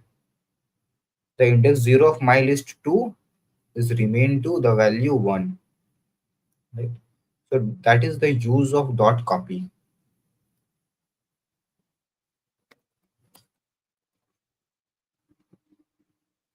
Right? So after using dot copy, there will be no error. I mean no logical flaws. Okay. See, it is a pitfall. It is not throwing you any error. The code will compile, the code will run. You have to be, you can say, attentive to encounter these type of flows, right? So always use dot copy. Okay. Okay, we have not seen dot clear. So my list dot clear, it is used to delete each and every element values inside.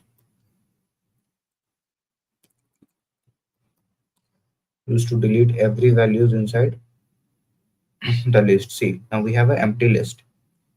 It has cleared all the values from the list. Okay.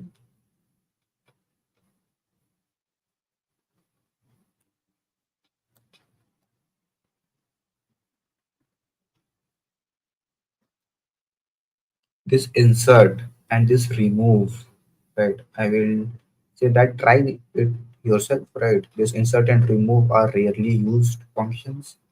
Okay. Now there are some other functions as compared to these copy and all these. Okay, suppose I have a list and these are the values. You want to calculate the sum of this list, the sum of all the values. What we will do, suppose this result will store the sum, we will call the sum function, and inside this pass the list. See, the syntax of calling these functions, these methods are different. You use your list variable dot, then function name, but the use of this sum function, the syntax of this sum function is different. Oh, I'm not printing it. It will print the sum. Now, suppose I want to calculate the length of a list. So we use length function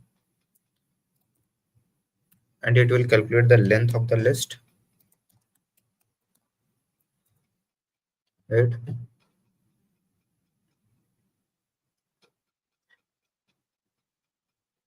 Okay. This length function, this is, you are going to use it, right, very often. It is one of the important functions. See, if I have a string, right, string also supports indexing, right? So if I will try to calculate the length of the string, I can use length function to calculate the length of the string, and it will print the length of the string, right? Also, in support of positive indexing, zero indexing, Python also supports negative indexing. Now, what is this negative indexing? So we have seen that Python supports indexing, right? Now there is also one case which is negative indexing.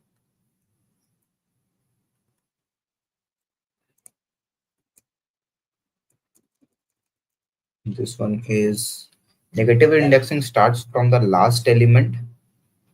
Okay, last element is indexed at -1. Element before that one is indexed at -2.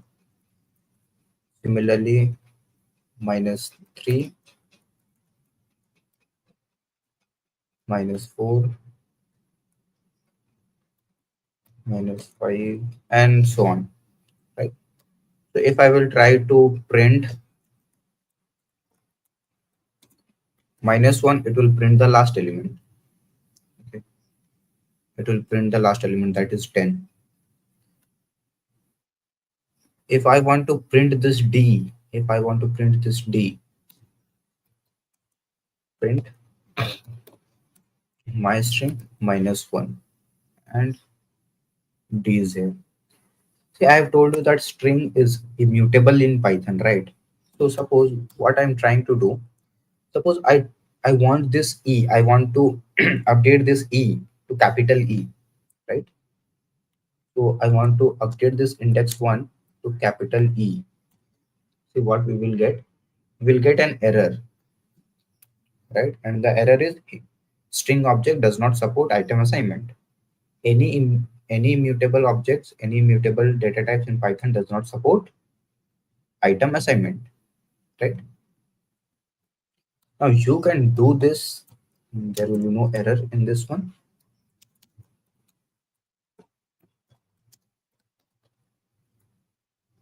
Okay, and let's print my string.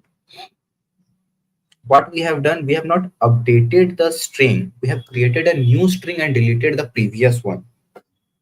This is what we have done. Okay.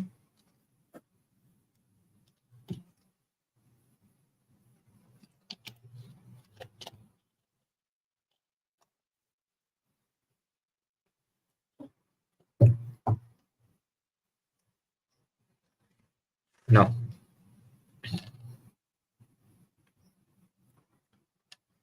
let's talk about one more data type, that is tuple.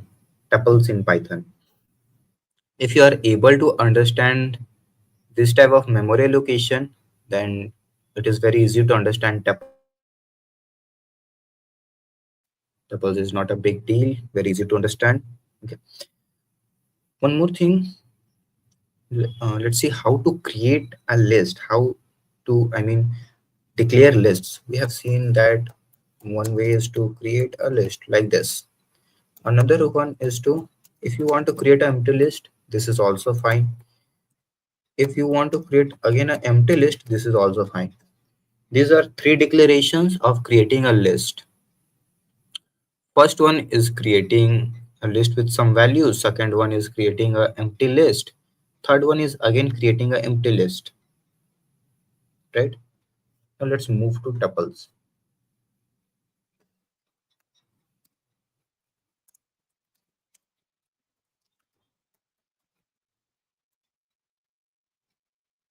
And we have, okay, there are very less methods inside tuples. So what is a tuple? Tuple is a immutable data type in Python, which is used to store different types of values similar to a list, but it is immutable in nature. Right? To create a tuple, use small brackets, and this is a tuple. Print the type of my tuple, right? And it is a type of tuple. Okay. Inside here, you can store any type of data, a string, a value, a float value, a boolean value, whatever. Inside a tuple, you can store a list also. And inside a list, you can also store a tuple, no problem with that.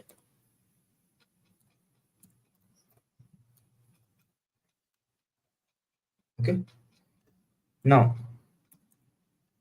we have seen that tuple are immutable in nature.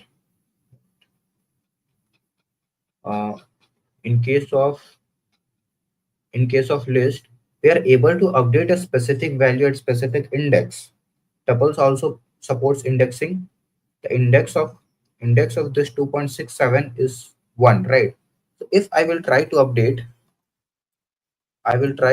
index 1 to some value, suppose some value 2, it will throw me an error.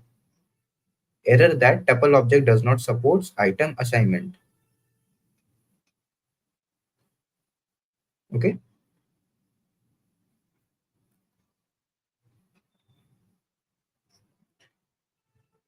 See, if I will try to update index 1, so what is stored at index 1? This whole list is stored at index 1. Okay. So, okay, let's first try to print. So we have the whole list. What I want to update this 3 to 300. We can do that. My tuple access the last element, then access this 3. How to access this 3? The index of this 3 inside this list is 0 and 1. 1. Right. So 1, and update that 3 to sorry, update that 3 to 300, and the value we will get 300, right? If I will print the tuple, we will get updated as 300. See guys, this updation is allowed. Why? Because we are not updating the tuple, we are updating a list, right? We are not updating the tuple. If I will run, if I will run any list method here like dot clear, and then I will print the tuple, I won't get any error and all the values of the list is deleted. Right? So see, let's see how this is not throwing any error.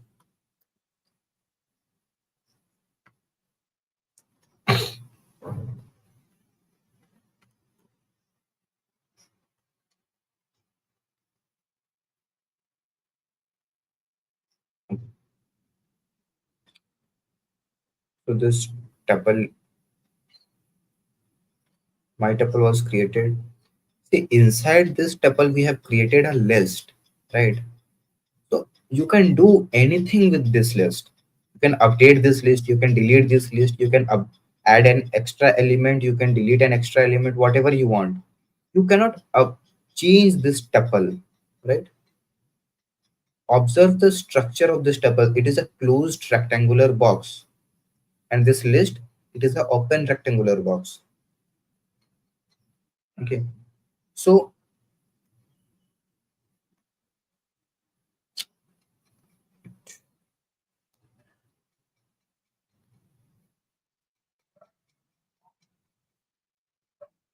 my tuple is created, printed the data type of the tuple, printed the minus one. Now see what we are trying to do. We are trying to update this index 1 value from 3 to 300. That is allowed. We can update the value of a list, no problem with that. We have updated the value to 300. We have not changed the value of the tuple. Tuple is still pointing to a list.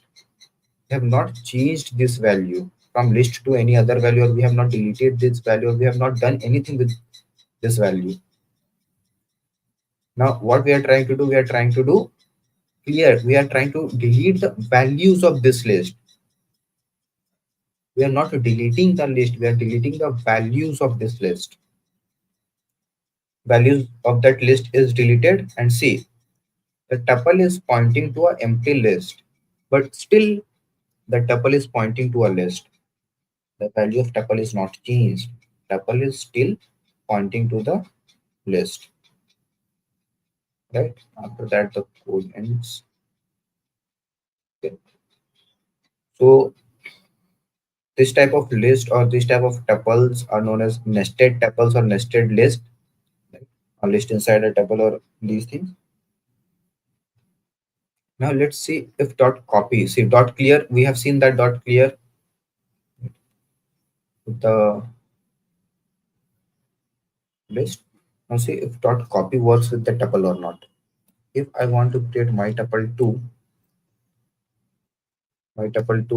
with the values of my tuple, right? And let's print the ID of my tuple and my tuple 2. So the IDs of my tuple and my tuple 2 are exactly same. Can we use dot copy to make these IDs different? See, while using dot copy, it will throw an error. Why an error? What is the rule of dot copy? Suppose this is our list 1. Okay. This is our list 1 and this is our list 2.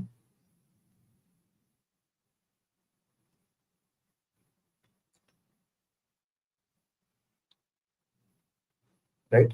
What dot copy will do? Dot copy will bring one element and it will insert that element inside list 2.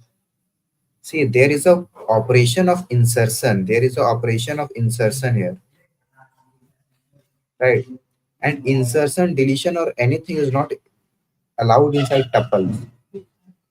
Okay, so that's why we cannot perform dot copy here, and that's why there is no need for. Oh, sorry. So that's why we cannot perform dot copy here.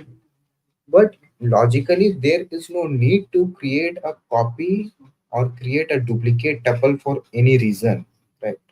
You cannot come across any logical reason for creating a tuple, a duplicated tuple. Okay. Now, so we have seen this. Instead of suppose, suppose this is a mistake.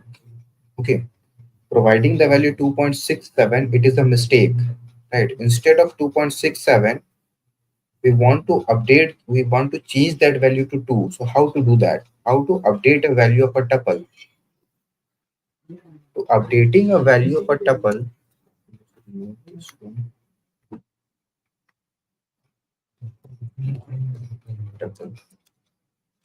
suppose we have inserted some error, right? Some wrong values. We want to update this 2.4 to 2.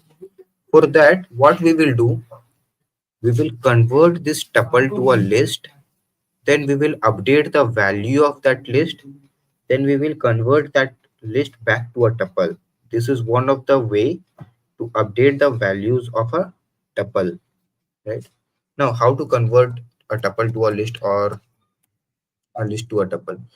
So this is how you will convert a tuple to a list. Just pass the name of the tuple. If I will print my list,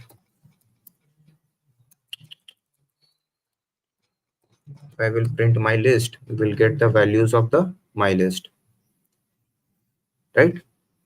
And see, the values are exactly similar to the tuple, just that the variable my list is a list. It is not a tuple. If I will print the type of my list, we will get it as list. Okay. Now, the updation of values in a list is allowed. Right? So what we will do, we will update this 2.4 to 2. So how to update that? The index of 2.4 is 1. Let's update that to 2. And let again print the list. See, the value is updated. The value is updated to 2. Now we will convert this 2 back to a tuple. How to do that? Similar to the list, use tuple my list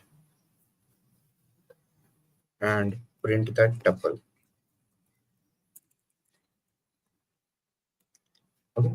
So now we have a updated tuple with the updated value. Okay. We have not updated this particular value. What we have done? We have created a new list. We have updated that list, and we have again created a new tuple. Right? We have not updated this particular one. We have created a new tuple with the updated value. If you want to verify, you can use You can print the ID of this tuple and you can print the ID of this tuple. Both IDs will be different, right? So this is how you can work with a tuple conversions. Right? Now, guys, there is uh, one operation that is concatenation, right? Let's see concatenation in tuple, string, and list. So we have seen the concatenation of list, sorry, strings, right? Right? My string hello space plus world. So this is allowed. I will print my string and it will give me the output hello world. Right now, suppose I have a list. My list with values 1 to 3 34, and I have my list 2, my list 1 with some values like low, 2, and 1. Result list. What we will do? My list 1 plus my list. See, my list 1 is in the starting and my list 2 is in the second one, right? So what happened? The first elements we will get are from my list 1 and the elements after that we will get are from my list, right? Let's print this result list. See, the values are concatenated. Both things are concatenated, right? We can concatenate tuples. My tuple,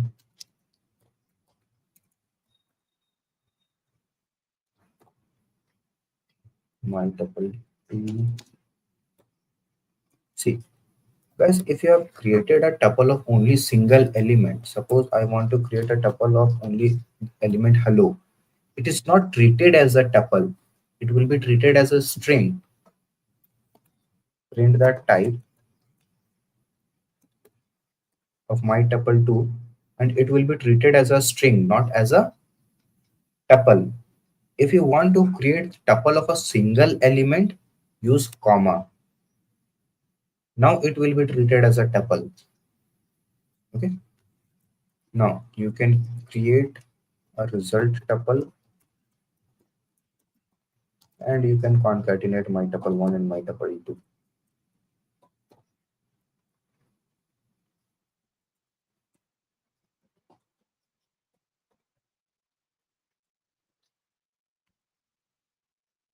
Okay. So this is concatenation. Now list has one more option, that is we have seen dot append, right? Let's see what happen if I will try to append. So first of all, what I will do, I will copy my list 1, right? Now the output is hello, true, and 1. Now what I will do, I will try to uh, I will try to append my list inside the result list. What happens? Instead of concatenation, instead of concatenation, this my list, this my list will be inserted inside the our result list. See, instead of concatenation, a nested list is inserted here. Okay.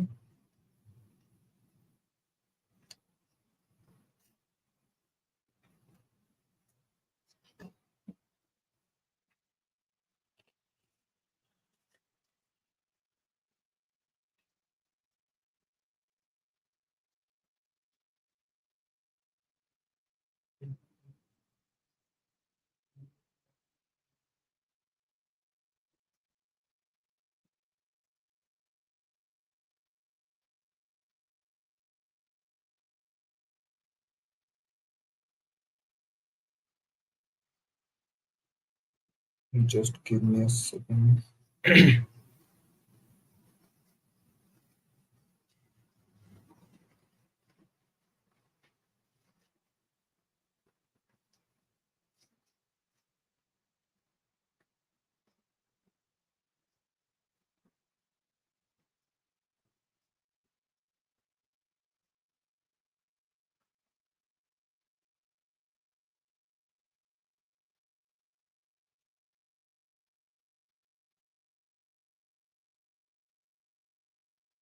Okay, let's continue then. Right, so the use of append, be very clear with that. Append is used to insert a value, not to concatenate. Append is used to insert a value, right? Append is not used to concatenate. It will insert the value as it is, right? If I want to insert a tuple inside a list, I will use append. You cannot concatenate a tuple and a list. It will throw an error. You can concatenate only similar data types, right? A string with a string, a list with a list, a tuple with a tuple. Okay. Comment out these and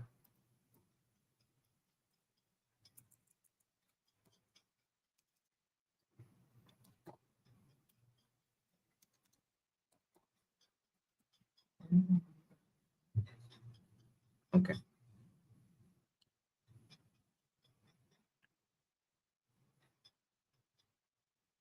Now guys, let's discuss about loop.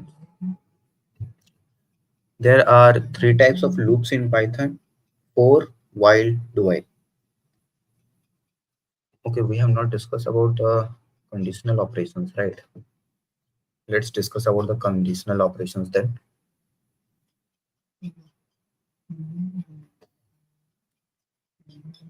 Okay, there is one topic which is known as flow control. So if, else, else if, these three keywords are used to control the flow of the interpreter. It will allow the interpreter to execute certain code. It will restrict the interpreter to execute certain code. For example, suppose if, sorry, if 10 is greater than 4, it is the syntax use colon here, right? And whatever written inside a if statement, you have to provide a tab, right? Whatever written inside a if statement after providing a tab is considered inside the if statement. Okay, if I will write anything here, it is not considered inside the if statement. If I will write any code after a tab, it is considered inside the if statement. Now let's print something here. Let's print two part of else. Else, see, we have, there is no condition provided for else. Okay,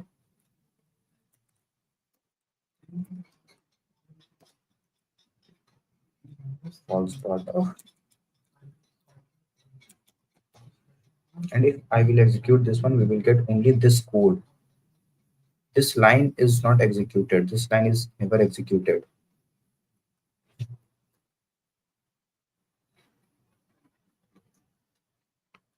See the execution. See, we are at line number 1, right?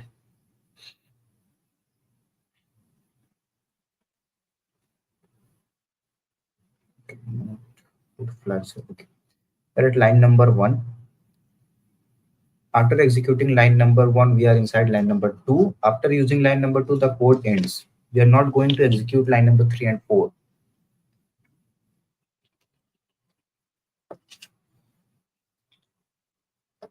Now, why this? We have to provide a condition inside the if, right? With if, we have to provide a condition. If the condition is true, then only the if block is executed. If the condition is false, then only the else block will be executed, right? There will be no condition, no such condition where these two blocks will be executed. These two blocks will be never executed, right? Only one block out of these two will be executed. If I will do 4 is greater than 10, this is a false condition.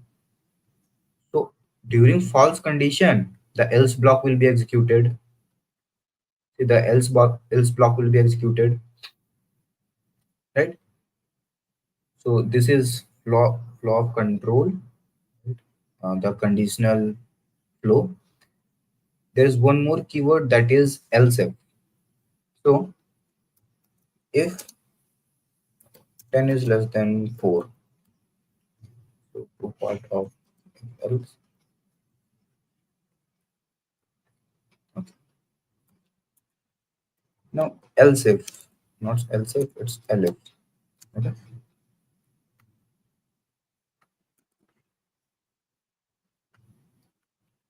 Now elif. So with elif, we also have to provide a condition. Right?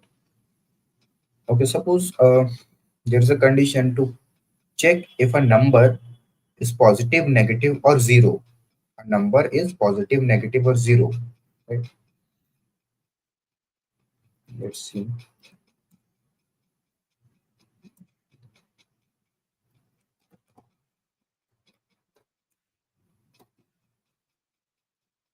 Let's take a user number.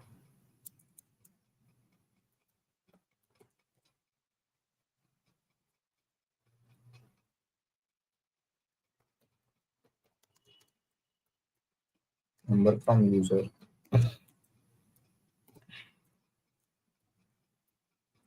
What I'm trying to do, I'm trying to take input from user. This is the syntax.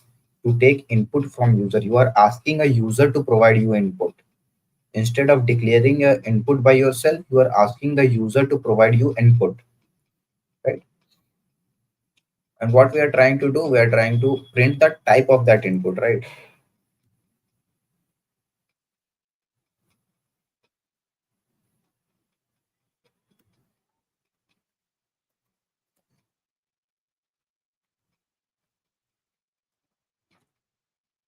Okay. In Jupyter Notebook, what we are doing, we are just using this button to execute a Python code. But to executing a Python script, a Python code in a command, you have to use the name of the interpreter, Python 3, Python, whatever type of interpreter you have, Python, right? After that, pass the name of the script file, source file, test.py, right? See, the code is executed and now it is asking me for a input. Insert a, whatever string you will provide inside this input function, it will be displayed on the screen while asking for an input. So I passed 10, right? What is the data type of this 10? The data type of this 10 is integer. But if I will press enter, see the data type, the type of that a, the type of that a is taken as a string.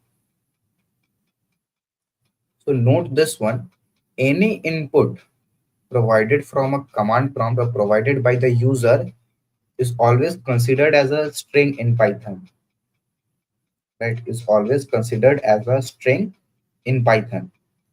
To convert this string to integer, what we will do, a is equal to int a. We are converting this value of a to an integer, and now it will print the type of the a is integer now, because we have typecasted it. We have typecasted similar to that list and tuple, converting a list to,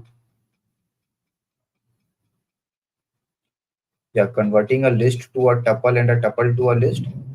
Similar to that, we have converted a string to an integer.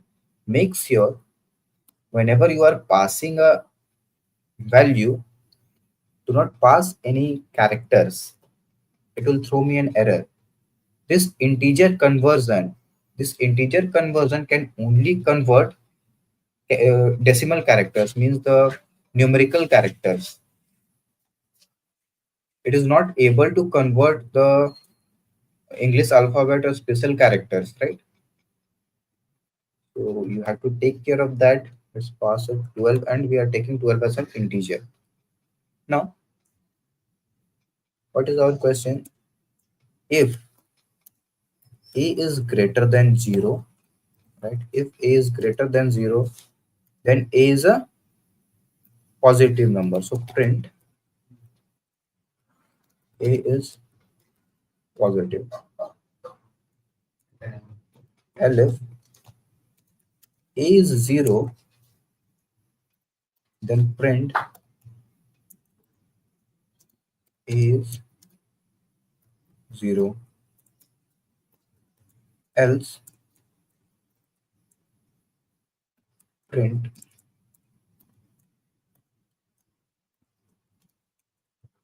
A is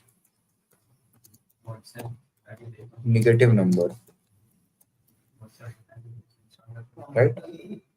See the output. If I will pass 12, A is positive number. If I will pass 0, A is 0. If I will pass -1, A is a negative number. See how this conditional check is working. First of all, it is checking for A is greater than 0. If it is true, then only line number 5 will be executed, right? Now, if this condition is false, condition of if is false, the control will never go to line number 5. It will go to line number 6, right? In line number 6, then again a condition is checked, A is double equal to 0. If 0, then line number 7 will be printed. If not, the interpreter will never go to line number 7. It will then jump to line number 8 and make a note that there will be no condition provided for a else, right? If all the condition provided above else is false, then else will be executed, right?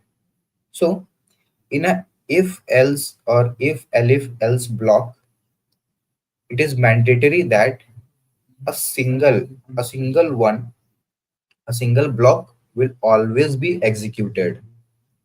Okay, if I will remove this else, right, and let's try to print and -1, so there will be no output, right?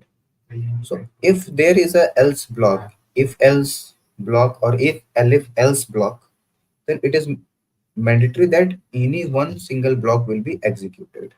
Okay, so this is flow control. This is how you can control the input from you. Okay, let me copy this one for the notes.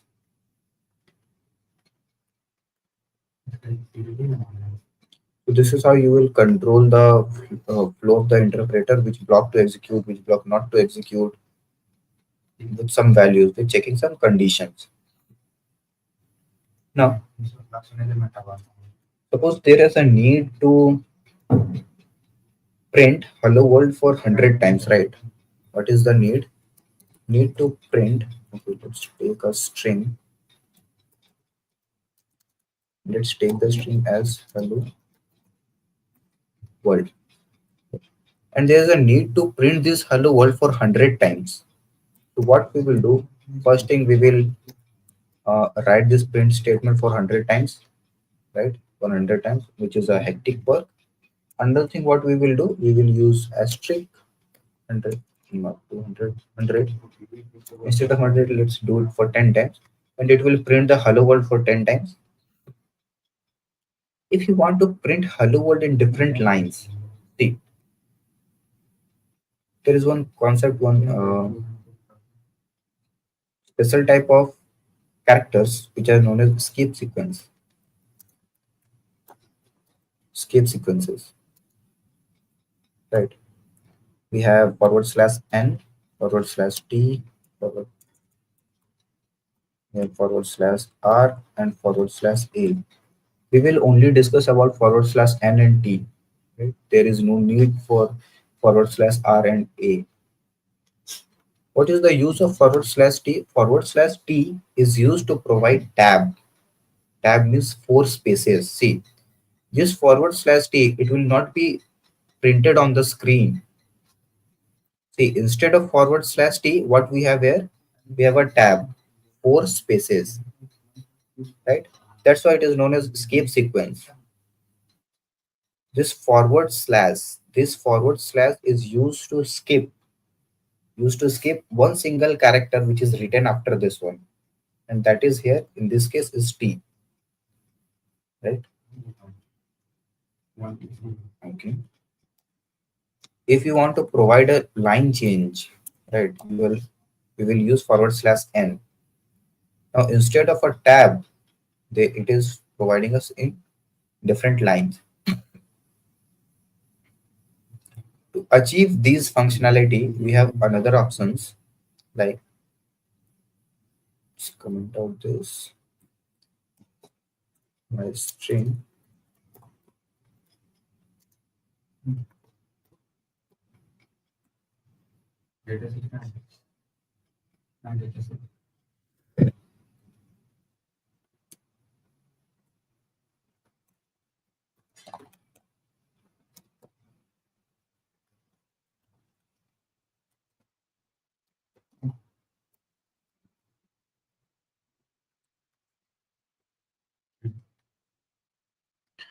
Okay, it's not working with this one. We will see this implementation once we will discuss about functions in our next upcoming sessions, right?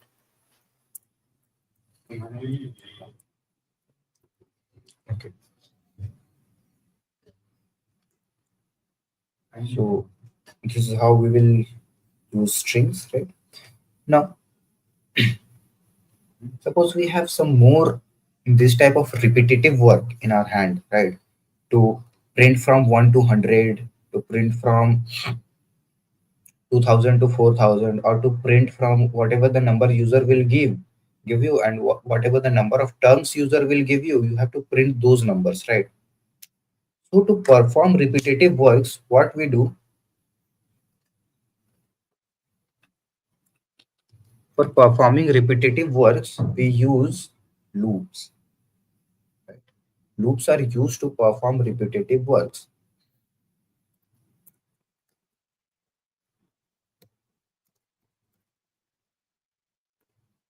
And we will only discuss about for loop and a little bit of while loop. We are not going to discuss about do while. Okay. Now for loop. Suppose the same thing. You want to print hello world at 10 times, right? 10 times. So first of all, there is one more function, that is range. Let's see what is the use of this range function. Instead of 10, let's use 110.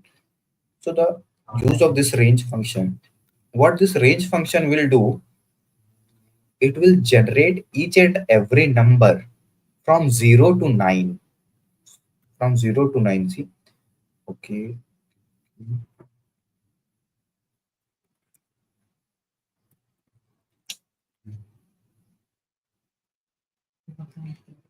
Wait, guys.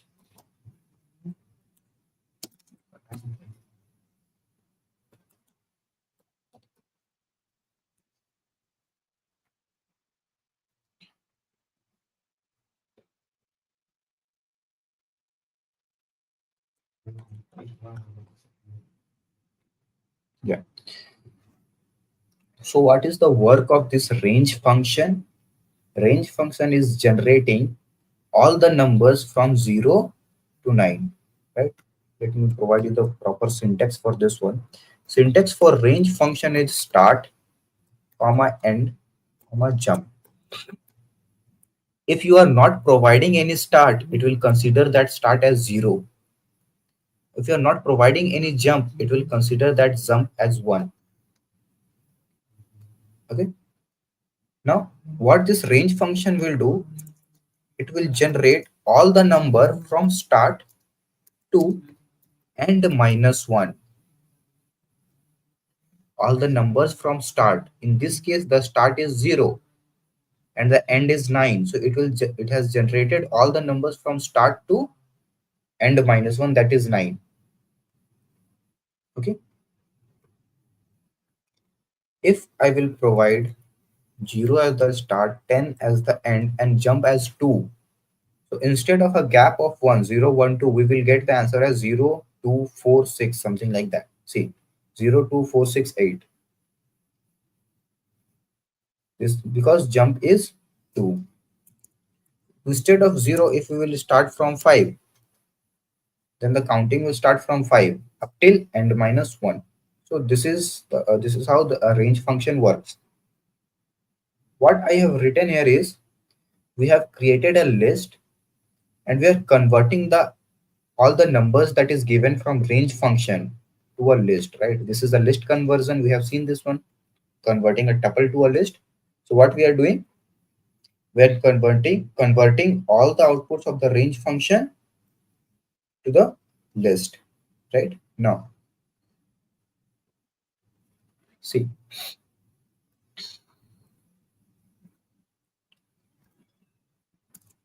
for so the syntax for loop will be for variable in range function and whatever the range you will provide. For I, or suppose for number in range 6 to 68 and jump by 10, right? I want to print this number. So this is a repetitive work. Start from 6, jump by 10, then print that number, jump by 10. This is a repetitive work. That's why we are using a loop. We will get the answer, right? Now see, we are getting the answer in different lines. I want the answer to be displayed in a single line. Right? For that, we will use end, single double quotes or single quotes, and a space. Now it will be printed in a single line with space. If I won't provide any space here with the end, it will be printed without any space, right? If I will provide a space, a bar and a space, then again it will be printed with a bar. Okay. So this is how a loop works. Okay, let me provide you the visualization. Able to do that.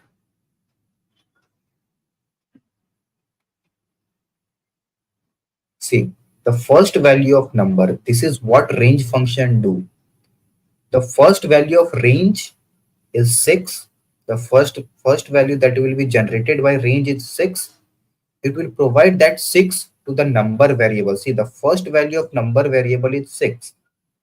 After this, the second value of number variable will be 16 because we are jumping by 10. Right? Third variable will be 26 and all these. So you have noticed that this number variable is changing again and again. Okay. Now, instead of doing this type of works, for loop can be used to print a list also. For printing a list, we use a special type of for loop which is known as for each loop. For each loop. Suppose I have a list or a tuple, any type of variable which supports indexing, okay, any type of iterable. Suppose I have only, then I have 2, then I have 2, then 6.7, 4 element in my list. Print element. See, in this example, a range function was generating some number 6, 16, 26. That number will be assigned to this number variable, right? Similar thing, my list will be providing you some elements. First element will be hello, second element will be 4, third element will be true. So those element will be provided, will be saved inside this element variable, right? And the values will be displayed like this. Um,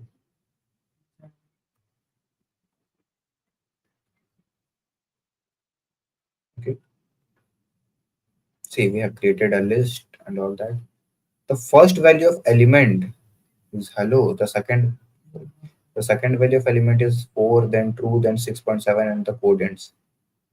Right. So this is how things work. Okay.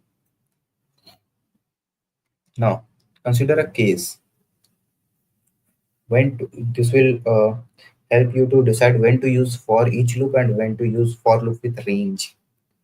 Consider a case where I have a my list and all the values of list are 100, 200, 300, and 400. My job is to add a variable a. Variable a is 30. My job is to add the variable a to each and every element. Means I want to make this 130, 230, 330, and 430, right? Let's see how we will do this. For loop. We have run the for loop. And we have to add this to the element.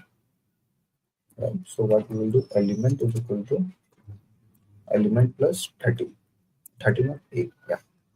Right? And the output will be each and every element is updated by 30. But see, if I will try to print my list, so the values are same. There is no change with the values. There will be no change with the values, but my aim is to change these values. And why there are no changes? See, element is a separate variable. Whatever type of operation we will do with this element, whatever type of operation I will do with this element, it will create a separate memory. It is not going to change the list values. Okay. See,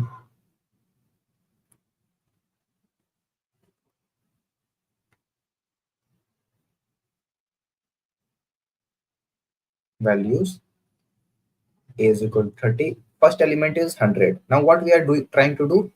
We are trying to add 30 to that particular element. That's why we are getting a separate memory. We are not able to update this list. We are not able to update this value from 100 to 130. That's why there is a logical error here. We are not getting the correct answer, correct values. So for this case, using a particular for each loop is not going to work. We have to use the range. For index in range, so what will be the how we will get the indexes for this list? One of the way you can use 0 and the element 4 elements, so we can use 4. Range will generate the number from 0 to 3. The first index is 0, second is 1, 2, and 3. Right? What is our aim? For each index of my list, update the value and add a. See, this is a shorthand operator. Plus equal to is a shorthand operator. It is similar to C. A is equal to a plus 10 and a plus equal to 10. Both are similar, right? It is a shorthand operator.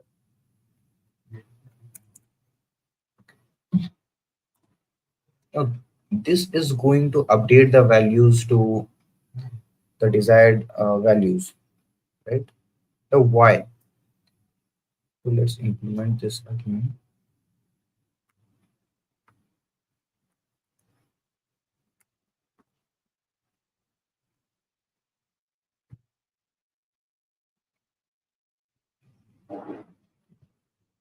Okay.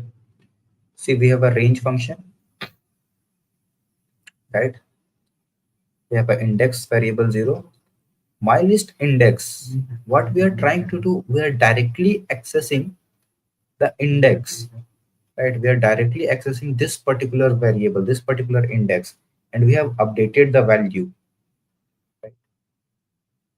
So to update a value in a list, we have seen that we will to update any value in the list, we will use the index, something like this, or minus 100, right? So instead of using indexing one by one, we have used a for loop to create those indexing, right? And it will update the values. Okay. Now similar thing will goes with the tuple. So we cannot change the value of a tuple, right? So we can only use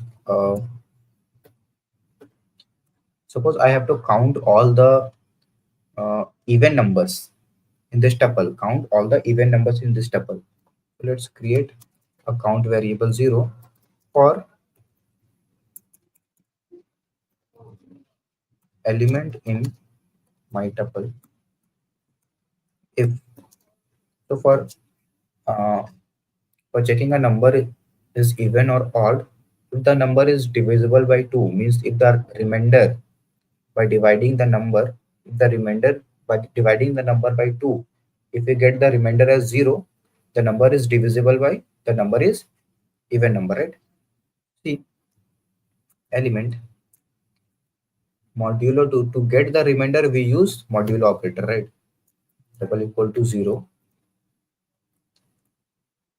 What we will do, we will update the count by 1, right? In the end we will print count. See, we have total of two even numbers 2 and 4 inside our tuple. If you want to check odd numbers, then not equal to 0. There are total of 3 odd numbers. One more thing, how to use a length function.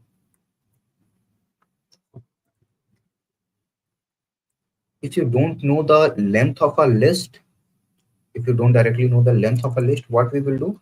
We will directly use the length function inside the range, right? And in this case, try to in this case try to print it.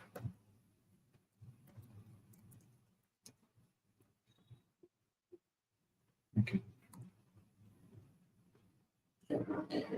This length function is again good. There is no problem with that, right?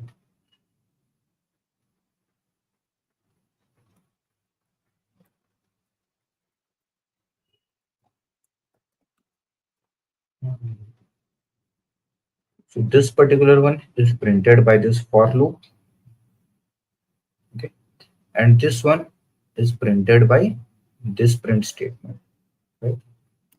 So okay, so there is no need for loop for these type of operation, but there are such, suppose this counting numbers. So for this type of operations, there is a requirement of for loops, right? Loops like this. Again, suppose there is a condition to add all these elements, right? So instead of using for loop, you can directly do sum, okay?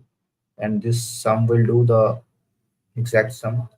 For the similar output, for the similar question, if you want to do this by indexing range length of my tuple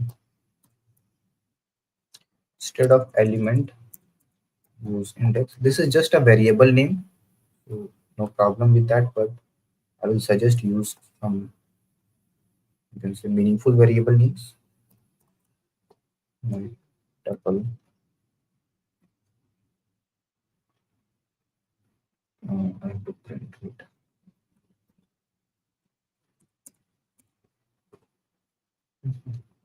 So it is 6 now. Why? Because first the count is updated to 3, then again the count is updated 3 times, make it 6. That let's again reset the count to 0, and in this case let's count the number of event. In this case we will get 2. So you can use range or you can use for each loop, right? It depends on the implementation or the use case. And let's see about the where loop, while loop. So similar to for loop, while loop will have some condition, and while loop will run until the condition is true. Okay, while loop will run until the condition is true. Suppose I have a variable 10 and my condition is while a is greater than 0, while a is greater than 0, print the value of a and then minus the value of a by 1, right?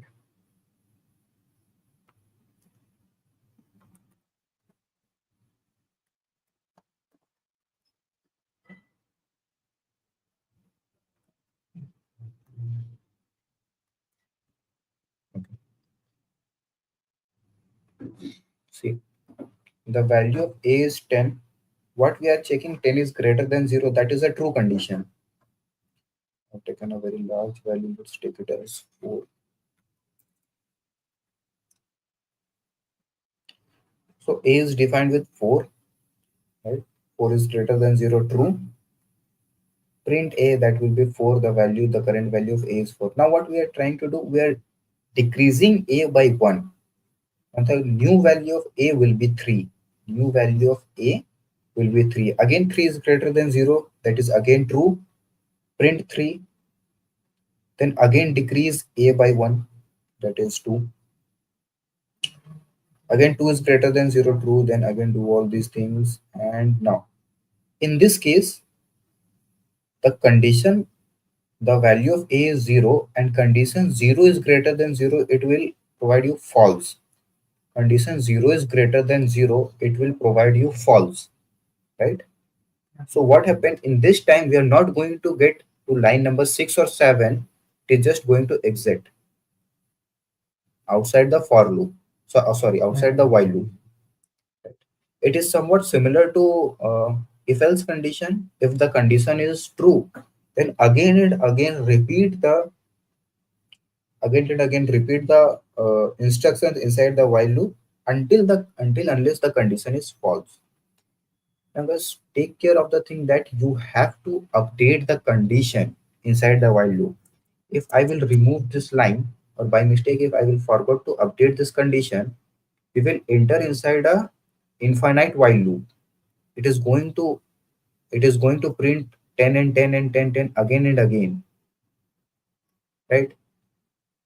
See, the code execution is not ended right now, it's still running, it's not completed. Okay, and it's going to run until your system runs out of memory, out of RAM, or until the system crashes, right? So I think it has printed very high number of tens, right? So you have to take care of the updation thing. Just make sure you update the value or change the value according to your need, right? Now it's, yeah, now it's good.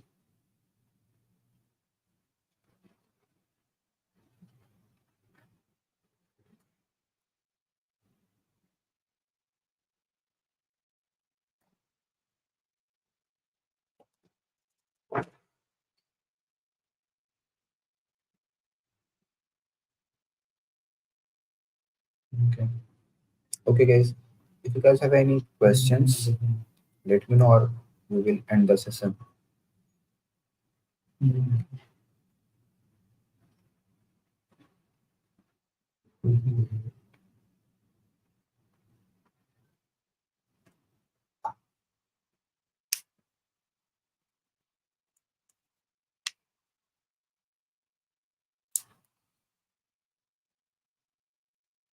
Okay, then in the next session, we will discuss about a new data type, that is dictionary, and we will discuss about functions, function overloading, and many other new topics. Okay?